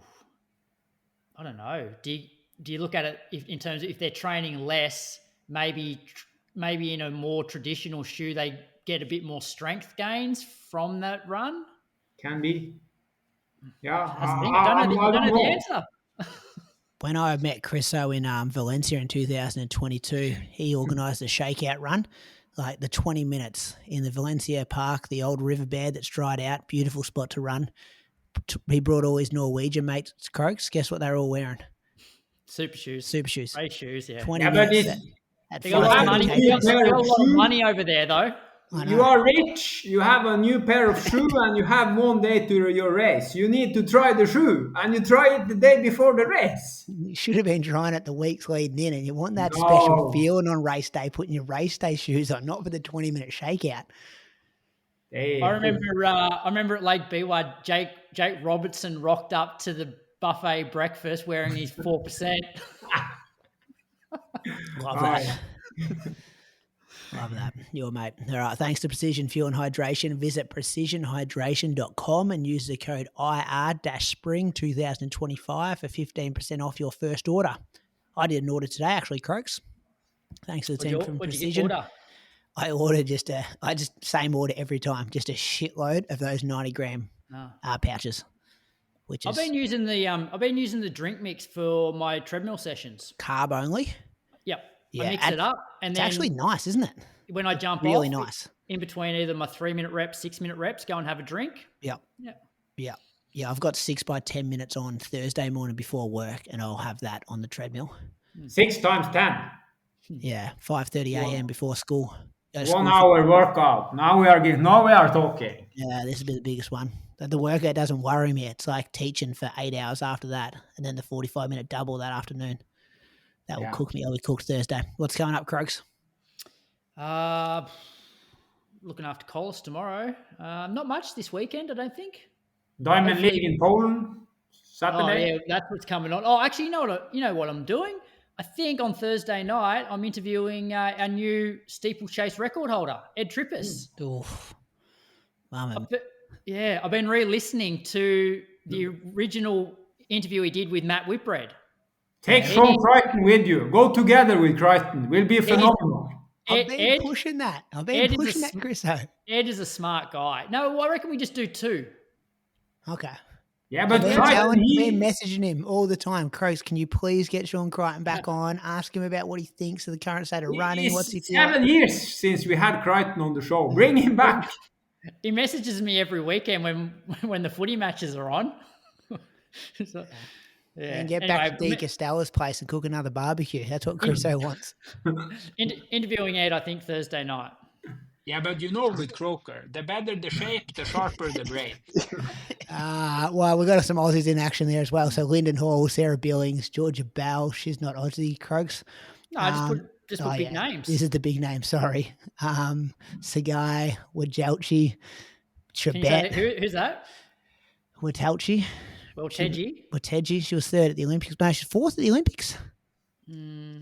She was. Georgia Bell got her in the home straight, didn't she? And what about the one that I've put in bold here in the 1500? Beatrice Chebet. Oh, in the 15. 3:57 coming. Oh, I wouldn't be surprised if she runs faster. Sub 14 minute 5K. Remember that last 150 metres at the 5K at Prefontaine? She got speed. Like, I wouldn't be surprised if she runs sub 3:55. Yeah. Our man's in the 15, Myers. Hopefully he doesn't get tripped this time. Glaros, Nagoose, Hocker, Kessler, Hoey, Nordas. George Mills is not there, so nobody will be tripped. Chariots times 2. Is this the last time we'll see a lot of these people before the World Champs as well? Oh, it's a few more Diamond League. Yeah. And you have the Diamond League final also. You have Bristles and the final in series. So you have 4 Diamond Leagues left. So Nagoose has got to win that, doesn't he, to get into the World Champs? Yeah. A couple of non-Diamond League events as well. There's going to be a 3K world record attempt by Faith Kipyegon. Jess Hull's in there. Georgia Griffiths, Rose Davies, Lauren Ryan. There's the ladies you're talking about. The last China record for the 3K. Yeah, but what does it say, though, if people are beating, like, drugged records? It's like if someone come out there and let's say a female comes out and beats at Berlin, takes down Ruth Chepnegetich's 209. You're just like, whoa. It's better nutrition. High carb. That's not what you'd say on the monthly episode. 8:06 is the world record. Remember that. 8:06 for a 3000 meter. She should be thereabouts, shouldn't she? I think she ran 8:11 last time. I can check. I reckon Chebet would be there or thereabouts as well. Chebet had 8:11. 8:06, the equivalent of that for 1,500 metres for a female is 3:47.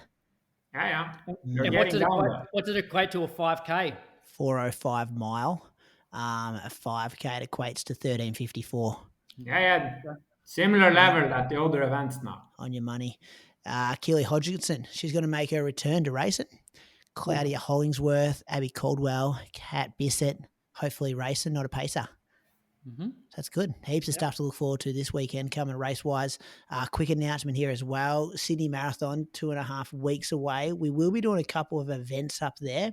Some of them are just like MC and events for brands, so there's like no real tickets available for that one. But there are a few event options where there'll be some tickets available. So we'll have more information about that in the next couple of weeks, how you get a ticket there. If you're in action on the streets of Sydney, last note is we're about to throw to Moose. He's talking with Ashley Campbell again, the expert product line manager from running footwear at Nike. Last episode, they were talking about the structure. This episode, they're talking about the Vomero. And they start talking about our guy Connor Mance, how he was, in the testing and stuff like that. So I thoroughly enjoyed this one as well. Chriso, what's up between now and next time we talk for you? Talk to each other. It's the biggest week of the block this weekend. Hopefully, Leanne will let me in on the Strava. I'm still waiting. I'm not accepted, Croker. You will. You'll get accepted, I reckon. They're recording tomorrow night, Patreon supporters. So Wednesday night, you'll probably wake up to that Thursday morning Australian time. The Europeans, they'll have it for their Wednesday. Hey, Chriso, it's been great chatting. Thank you for giving up your, what is it over there, Tuesday morning, and all the best over the next 5 weeks. As I said, I reckon you're in the best shape that I've seen you in since we've been doing the podcast. And I hope you get that sub 220. Shape is good. I know all of our listeners would be absolutely stoked to see. Imagine the Strava comments, Crocs, if you did it. Imagine the Strava comments. We'd have to bring him out for a parade or something in the streets of Australia. I will try my best, boys. Hopefully we can, arrive on the start. You will too. We know you'll try your best. Yeah. Thanks, I was Chris. good chatting with you, boys. All the best. Thank you for filling in. Mate. Thank you for fitting us in. Thank you, listeners. Enjoy this chat with Moose and Ashley Campbell. See you, boys. Chat next week, Brady. But here I stand, a man who's rootsy on the stands, and I'm gonna hold my head up high. I was told as a young man, doesn't matter if you're white or black. All right, we are here again with Ashley Campbell, the product line manager for running footwear. Welcome back, Ashley. Hi, good to be back. Thanks for having me. No worries. So we're a running podcast, and we always love to hear from our guests about their running. So can you tell us sort of what your running story looks like, where you're at? Oh, sure. Yeah. Well, I've been a runner for pretty much my whole life. So big history and big background in running, I guess you could say. I started running at a young age, ran in high school, was lucky enough to keep running in college. So it's definitely like a pretty deep-rooted passion of mine. And so much so that like I work in the industry today, which is, I again feel really fortunate enough to do that. But I think, coming out of college and sort of that was the end of my running career, I knew that I wanted to continue to work within the sport of running and kind of like give back to the sport that I think just did so much for me as a young athlete. So I coached for a little bit. I coached at a university in the US, and then just kind of naturally found my way to Nike, to the brand, through connections within running. I mean, I had always been a huge fan of Nike just as a young kid, being able to participate in like the Nike high school championships. I've had met people that had worked at Nike. So it was always sort of a brand that was like near and dear to my heart, just because of, I think, just the connections I had through being a runner, the people I met along the way, and the experiences that the brand kind of gave me as a runner. So it was really exciting to be able to work for the brand. My first role was at a Nike store. And that was pretty cool because, Nike had kind of hired me to, of course, work in the store, but also to be like a run club coach. So it was a way for me to kind of just keep following my passion. And I think that kind of kept me running as well. Personally, I ran with people in the community every day and coached people. And then I think, obviously my career at Nike kind of went from there. I've been at the company for 13 years. And so, throughout the years, like running has been post-college kind of up and down, but I'm still running today, not as fast as I used to be. But I just ran my first marathon. So that was like a big accomplishment. It took me a while to have the courage to to run the 26.2, but just ran Chicago this last fall. So so yeah, I love running. It's kind of it's not so much about being competitive for me these days. It's for me, it's more about just kind of getting out the door and staying healthy and you know, clearing the head and all those sorts of things. But it is fun every now and then to sign up for a race and kind of challenge myself. So yeah, it'll always be a part of my like my personal life. But yeah, I kind of consider myself a lifelong runner, and fingers crossed I stay healthy enough to keep going. Yeah. Okay. So you're obviously getting out the door for personal reasons. Because we're runners, we get out the door. But you're obviously testing shoes as well. So Mhm. I think all runners have had this, but can you explain your biggest mind blown wow moment in the first 10 steps you've sort of felt of a new shoe? Ooh, and like name a shoe specifically. Yeah, like you something about the underfoot feel just absolutely blows you away. There's been a few. I would say like my first time running in like the Vaporfly Mm. definitely stands out to me. The original Vaporfly, like no one had ever experienced anything like that before. So I remember like when I first had put the shoe on, I was like, there's no way I can run in this. Like it's crazy. It's so tall. It's like I feel like I'm falling forward. And then like those first few steps were just like effortless. It just was like again, just nobody had ever experienced anything like that before. I certainly hadn't. And I was kind of instantly hooked. So that was a big one that stood out to me. And then I would say more recently, the Vomero Premium. I don't know if you've had a chance to see it in person or try it on personally. I'm a Um, I'm a size 12 and I ran 50 meters in a size 10 sample. And okay. that was that's the kind of feel that I'm talking about. That Yes. feel there. That was another like big one. Actually, like I'm very lucky. I'm a women's US size 8, so I'm sample size for us. So I get to try everything that we're prototyping. And the first ever sample we built of that shoe was just like a cobbled together sample. It was like very, very concept based type prototype. It was essentially an invincible that we had just kind of cut in half and put two airbags in the heel and the forefoot. And we were like, let's just see what this sensation feels like. And so that was kind of my first time really experiencing it. And like I had kind of the same like wow moment. First few steps were just like, this feels so incredible. It's like soft and protective from a cushioning standpoint, but so bouncy and so lively. Um, and I was like, we definitely have something here. This is really cool. So those are the two shoes that kind of like have had that really big memorable wow moment for me. So yeah, Vomero Premium is it's gonna be it's one you have to try it to really, you know, see them and feel the magic.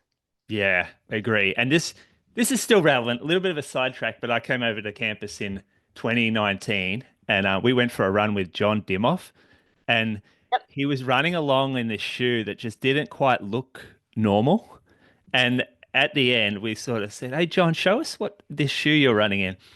And he'd put an airbag in the front of his Nike React, I think it was, and it was tucked away in there, hidden. He's like, "Yeah, just thinking about this sort of cushioning thing, this bounce. Yeah.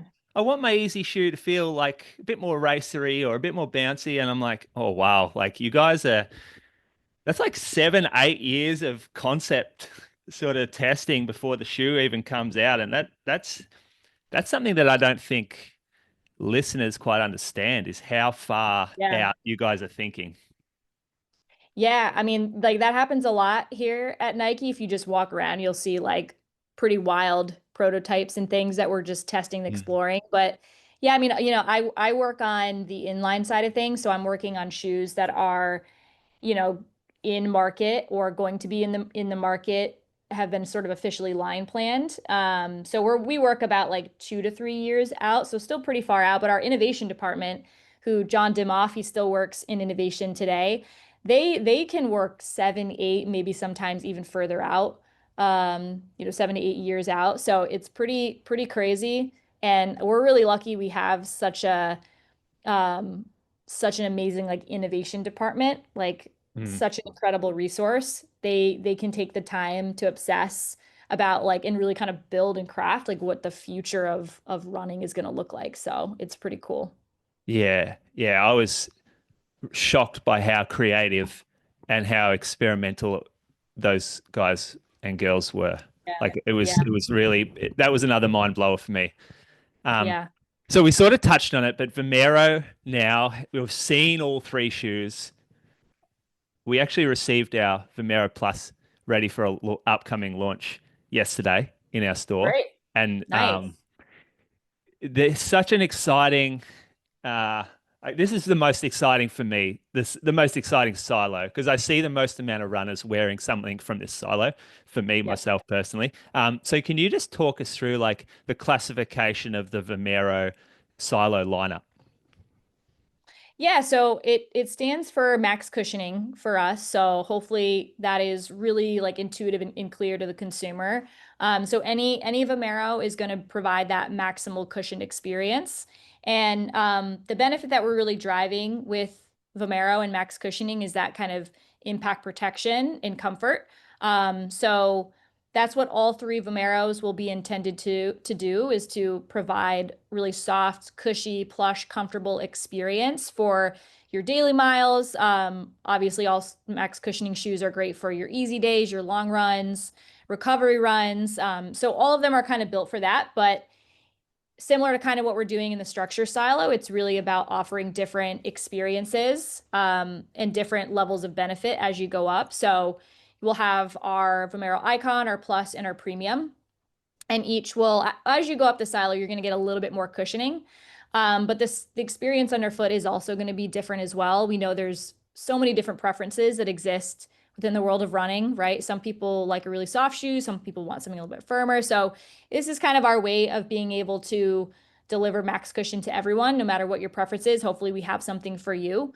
And we also look at it in a sense of, you know, whatever's going to kind of sit at the icon level. So we'll focus on maybe Vomero 18 for a minute. This is the Vomero 18 here. So this should really be a shoe for us that kind of serves the majority of people. It's got like a good balance of softness and energy return. It's supportive. It's just a really good all around max cushion daily trainer. When you go up to the Plus, this is where we can maybe get a little bit more experiential. So with this one, it's going to feel even a little bit softer, lighter, more energy return, a little bit more bouncy. This is kind of your evolution of the Invincible, right? So some people really love that full sensation of Zoom X, and that's kind of what you're going to get with the Vomero Plus. So really excited for this one. But then when we go up to the Premium, which I have right here, this is what the Vomero Premium will look like if people haven't seen it yet. This is us like really kind of pushing an edge and really, I think, just taking runners somewhere new and creating a sensation and experience that's never really been felt before, right? That's kind of what Nike is known for, and that's what we do best. So the premium space for us is like just where you'll see innovation come into the line, where again, we're really going to be kind of pushing the boundaries of what, you know, a running shoe can look and feel like. So that's kind of what we've done here with the Vomero Premium. So this will be of the three, the most cushion, the most energy return. It's built for a little bit more of a niche case. I think this is really, really best suited for those like easy miles, those longer miles, because it is just so much cushioning. But it's really also meant to just be a super fun experience, like really soft, really bouncy. Again, really kind of setting the future direction of like what max cushion can feel like. So really kind of fun, especially for us working on the product side, that we can have, you know, shoes at the Icon and Plus level that serve a lot of different people, but can have some fun and experiment and be innovative at that premium level. Yeah, that Vomero 18 is the most successful Nike non-racing shoe that we've ever had in our store. It's just such a stable, well-rounded, durable shoe at a very good price over here. You've really nailed it. It's just a runner's shoe, but it fits multiple feet. It can go like multiple different gait patterns, multiple different foot strikes. Internally, obviously happy with it, but how has the feedback been internally? It's been, the feedback on it has been like overwhelmingly very positive. It's been a huge success for us. So that's been really, really cool to see. Yeah, and I think we've heard very similar things to what you're hearing. I think when people put it on, like it just kind of nails it, you know? It's such a good level of cushioning, but it's responsive. I think that's one of the things that makes it stand out from its competitors is just it feels soft, but it bounces back. So it's easy to run in. It's got a really nice smooth transition. You can feel that rocker, you know, just makes you want to run. And it also, I think, just looks really fresh and new and different. And we've had all different colors and, you know, on the expression side, it's just a super fun shoe that just catches people's eyes. So yeah, it's been a really big success for us. And I'm really like just so thrilled to see that because I think the Vomero is a shoe that like we haven't told its story as a brand for a long time. I think it's always been a shoe in our line that's almost like a sleeper. I've always been like a huge proponent of Vomero. I'm like, not enough people know about how great this shoe is. So now I'm like so excited that it's like probably the best version of Vomero we've ever made, and we're actually telling its story and just yeah, you know, hopefully serving those people that know the Vomero and have had good experiences in it and you know keeping them with us but also kind of introducing the Vomero to a whole new generation of runners at the same time. So it's been really good.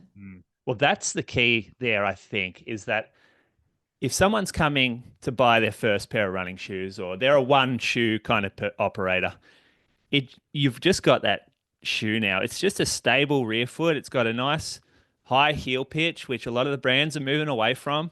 It provides a safe feel, yeah, which is what we kind of value, and I think a lot of brands forget about. But anyway, you mentioned the Invincible customer because there are still quite a few out there, and the Vomero Plus. So, what should the Invincible customer be expecting from their updated model? Yeah, so it's a very similar toolkit, as you could say. So the Invincible was always kind of our max cushion shoe in the line that had that like full ZoomX experience.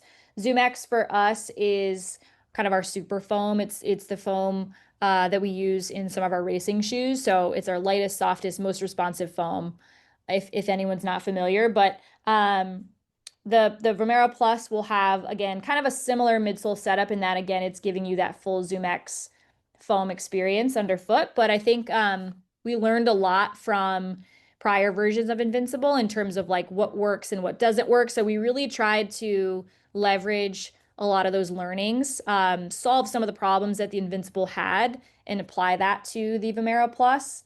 So I think just more specifically, we've heard from, especially around Invincible 3, that the cushioning was great, but forefoot was maybe lacking a little bit, or maybe just didn't feel quite like there wasn't quite enough forefoot cushioning, or it wasn't as responsive as prior versions of Invincible. So we really wanted to try to tackle that. We went up in stack from the Invincible. It's about 4 millimeters taller, so a little bit more foam underfoot, and really paid close attention to that forefoot zone. But still creating a really nice like rocker shape like the Invincible had for that smoother ride. And then the other thing too is just the fit. I think historically we've just heard some like inconsistencies in fit with Invincible. So for this version, we're kind of just following best practices. It's an engineered mesh upper. We're using the same last we used on the Vomero 18. So it's just a known and trusted last we've used with our running shoes for a number of years, has good volume in the toe box and forefoot. So really just obsessed fit to make sure that we kind of got that right, because it's a really important experience in a running shoe, obviously. So yeah, hopefully like, you know, it still feels like that really fun, soft, plush, super bouncy ride that, you know, Invincible, but just kind of it's a nice evolution, right? We've solved some of those issues that we saw in prior versions. It's also quite a bit lighter too. It's a little bit lighter. So That's also really exciting. That, you know, you're getting more foam underfoot, but a lighter experience. So yeah, this is going to be another fun one. Again, I think it's one where like you've got to put it on and try it. And once you do, you kind of feel that fun sensation, and it wins people over right away. But So I'm fun is excited. definitely the word that I like that sort of jumped out at me when I put it on yesterday. I think like the three big standouts from the Invincible for me was the fit. Like one, the fit just it's so much more dialed in. Yeah. And then the weight was obviously really noticeable. Like the Invincible was a fairly heavy shoe. Mhm. Masses of outsole, which I think you've done well with the plus, just to sort of segment it and lighten it a little bit. Um, Yeah. and yeah, the like that like I really enjoyed like not looking down and having like a really wide midsole. I Yeah. think Mhm. and this plus just again it just feels funner. Um, Yeah. yeah. So the That's great. That's great to hear. Yeah, I think it you know, like just in the talking about the like wider nets of the Invincible, I think that was like great for stability, but we were like, you know, we if we're just smarter about how we shape that midsole and design it, we can still make a relatively stable shoe with a super soft foam with it how it feeling super like, you know, bulky and wide. So yeah, a lot of really good learning from Invincible. So yeah, it's just excited to hear that it's like it feels like we've solved all the problems. And um yeah, this one launches next week, so right around the corner. yeah, we're pretty pumped. But the Vomero Premium, like I think Connor Mance is really good representative on Strava. He talks about his shoes a lot. He gives the everyday punter a look inside his shoe rotation, and I like the fact that he does a lot of his faster running still in just his training shoes, which shows people like it can be done. Um, he referred to the Vomero Premium as I think the anti-gravity shoe. Was that him that sort of gave it that That was him. Yep. coined that name? Yeah, Yeah. but yeah, and you know, he first of all, he's like such an awesome athlete to work with because he is very knowledgeable on footwear and just like gives always gives us really sharp feedback. So he is one of those athletes that has like tested every version of Vomero Premium, and he's been like really involved, which has been super cool. But yeah, we the Alter G concept actually kind of came from our project team, specifically our designer of just watching athletes train and actually use the anti-gravity treadmill as sort of a supplemental training tool. Connor was one of those athletes, but there's a lot of other elite athletes that you know they do their training on the road, but they also will kind of jump on an anti-gravity treadmill, either to ramp up their mileage to get more mileage in, or use it as sort of like a recovery tool. And so that was kind of interesting to us, and we sort of dove into, well, why? Like, what is the benefit that an anti-gravity treadmill delivers? And if you don't, if anyone's not familiar with an anti-gravity treadmill, because it's definitely not something that is like readily available to most, or you're not going to see it in most like gyms, but it's a treadmill that has sort of this chamber. And what you do is you kind of strap in and it lifts you up so you can run with less body weight. And these treadmills can go up to like 90% body weight reduction, which is pretty incredible. So that benefit of like extreme impact protection, but also this sort of light bounding sensation has been just a great tool for athletes to be able to, again, like run more mileage, push their bodies beyond maybe what's possible just running on the road. And they're just seeing pretty big gains in performance and recovery. So we were really inspired by that, and we're like, how can we create a shoe that sort of mimics that benefit of an anti-gravity treadmill of like high impact protection, that bounding sensation, which just makes you feel like you can run faster. It's just really cool. Mimic that kind of sensation in a shoe to hopefully help people kind of run a little bit less on an anti-gravity treadmill, a little bit more on the road. And then for those that don't have access to that type of equipment, give you a little bit of that benefit. So yeah, we kind of came up with that, and we told Connor about it, and he was one of the original ones to sort of that inspired us on this sort of anti-gravity treadmill experience. And so I remember he posted on Strava, like running in the Ultra G shoe, which was really funny. And like, it kind of took off, like everybody saw it, it went everywhere. But yeah, pretty cool. And he's been with us every step of the way. And he's been a good one to sort of gut check with of like, is this giving you that similar benefit and sensation? So super happy that we had him to help us craft the shoe, and he's awesome. Yeah. Yeah. And it's a good kind of way to look at improving performance, because most, like I'll just say, our customers will come in and they think the biggest performance they'll get from footwear is buying a race shoe that can sort of help on race day. But we all know race day is sort of dictated and determined by what we can do in training. So to be able to increase how much we're running with less impact or load, it's a good way of looking at how footwear can help make us faster without being faster in general. Yeah, totally. And like, I think like the super shoe movement is obviously huge, but the super trainer movement has been growing and growing. And I think the Vomero Premium is sort of this interesting, like super trainer, but it's focused in a little bit of a different way. Like most super trainers are faster training shoes. Yeah. I also see the potential like to help out the older runner with a shoe that they just don't quite feel as beat up in, whether it's a joint thing or it's a just sort of muscular weakness or just degrading of sort of their musculoskeletal system. There's a real potential there, I think. Yeah, I agree. Like running is really hard on the body. It's not an easy thing to participate in. So if you are someone who like maybe you've never run a day in your life and you want to start running, it's kind of a shoe that can maybe kind of help ease that transition from never running before to taking those first few steps, or even if like you have suffered from injury and you've had to sit on the sidelines for a little bit, it's just helps maybe make that transition a little bit better. So, it's built for the kind of elite marathoner. Of course, that was sort of our muse, but the insights have helped us make a shoe that's gonna be great for a lot of different types of runners. Yeah, good.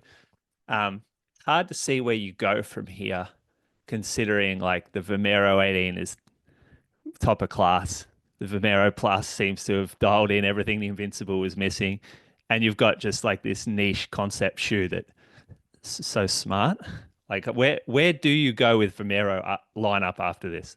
That's a great question. I mean, like, it sounds a little cheesy, but we have a line at Nike. There is no finish line, so we're always like chasing the next best thing and looking to improve.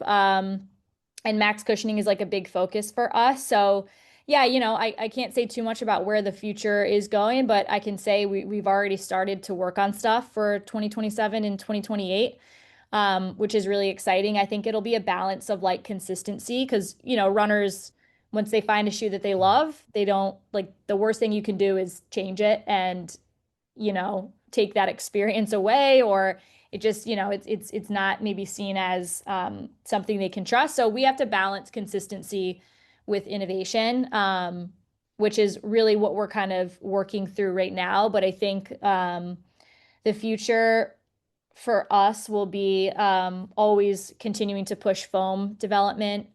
We have a technology that we are starting to use more and more now in training, Zoom Air, that you see in the Vomero Premium. That's really what is creating that super magical, unique sensation, the Zoom Air. So we have a lot of like experimentation and things we're doing with air that I think can really lead us in the future. So it's going to be really exciting, but always thinking about new things and really trying to make sure that we're balancing consistency with innovation, because I think if we can do that as a brand, we're gonna win runners. So yeah, well, you've made some pretty good steps lately for that. Thanks so much for coming on, chatting all things Vomero. Ashley, all the best with the launch of the Vomero Plus this coming week. Thank you. Yeah. Thank you so much. It was great talking to you. Yeah, all the best with your running too. You too. Thank you. Want to make your next race day the best one yet? Well, dialing in your nutrition strategy is one of the most effective ways you can do that. Luckily, our show sponsor, Precision Fuel and Hydration, offers you the chance to do this in the most effective way possible. Book a free consultation with their team to fine-tune your fueling plans. Emphasis here on you, as they offer tailored advice based on your circumstances and the race you're taking on. They're there to help you achieve your goals all year long, and as mentioned, this service is free of charge and a great opportunity to ask them any questions you may have about fueling and hydrating for your race. No question is too daft for them. We've loved Precision for a long while, and this free service is another reason why. Use the link in the show notes and use code IR-Spring2025 for 15% off your first order and start smashing those goals today.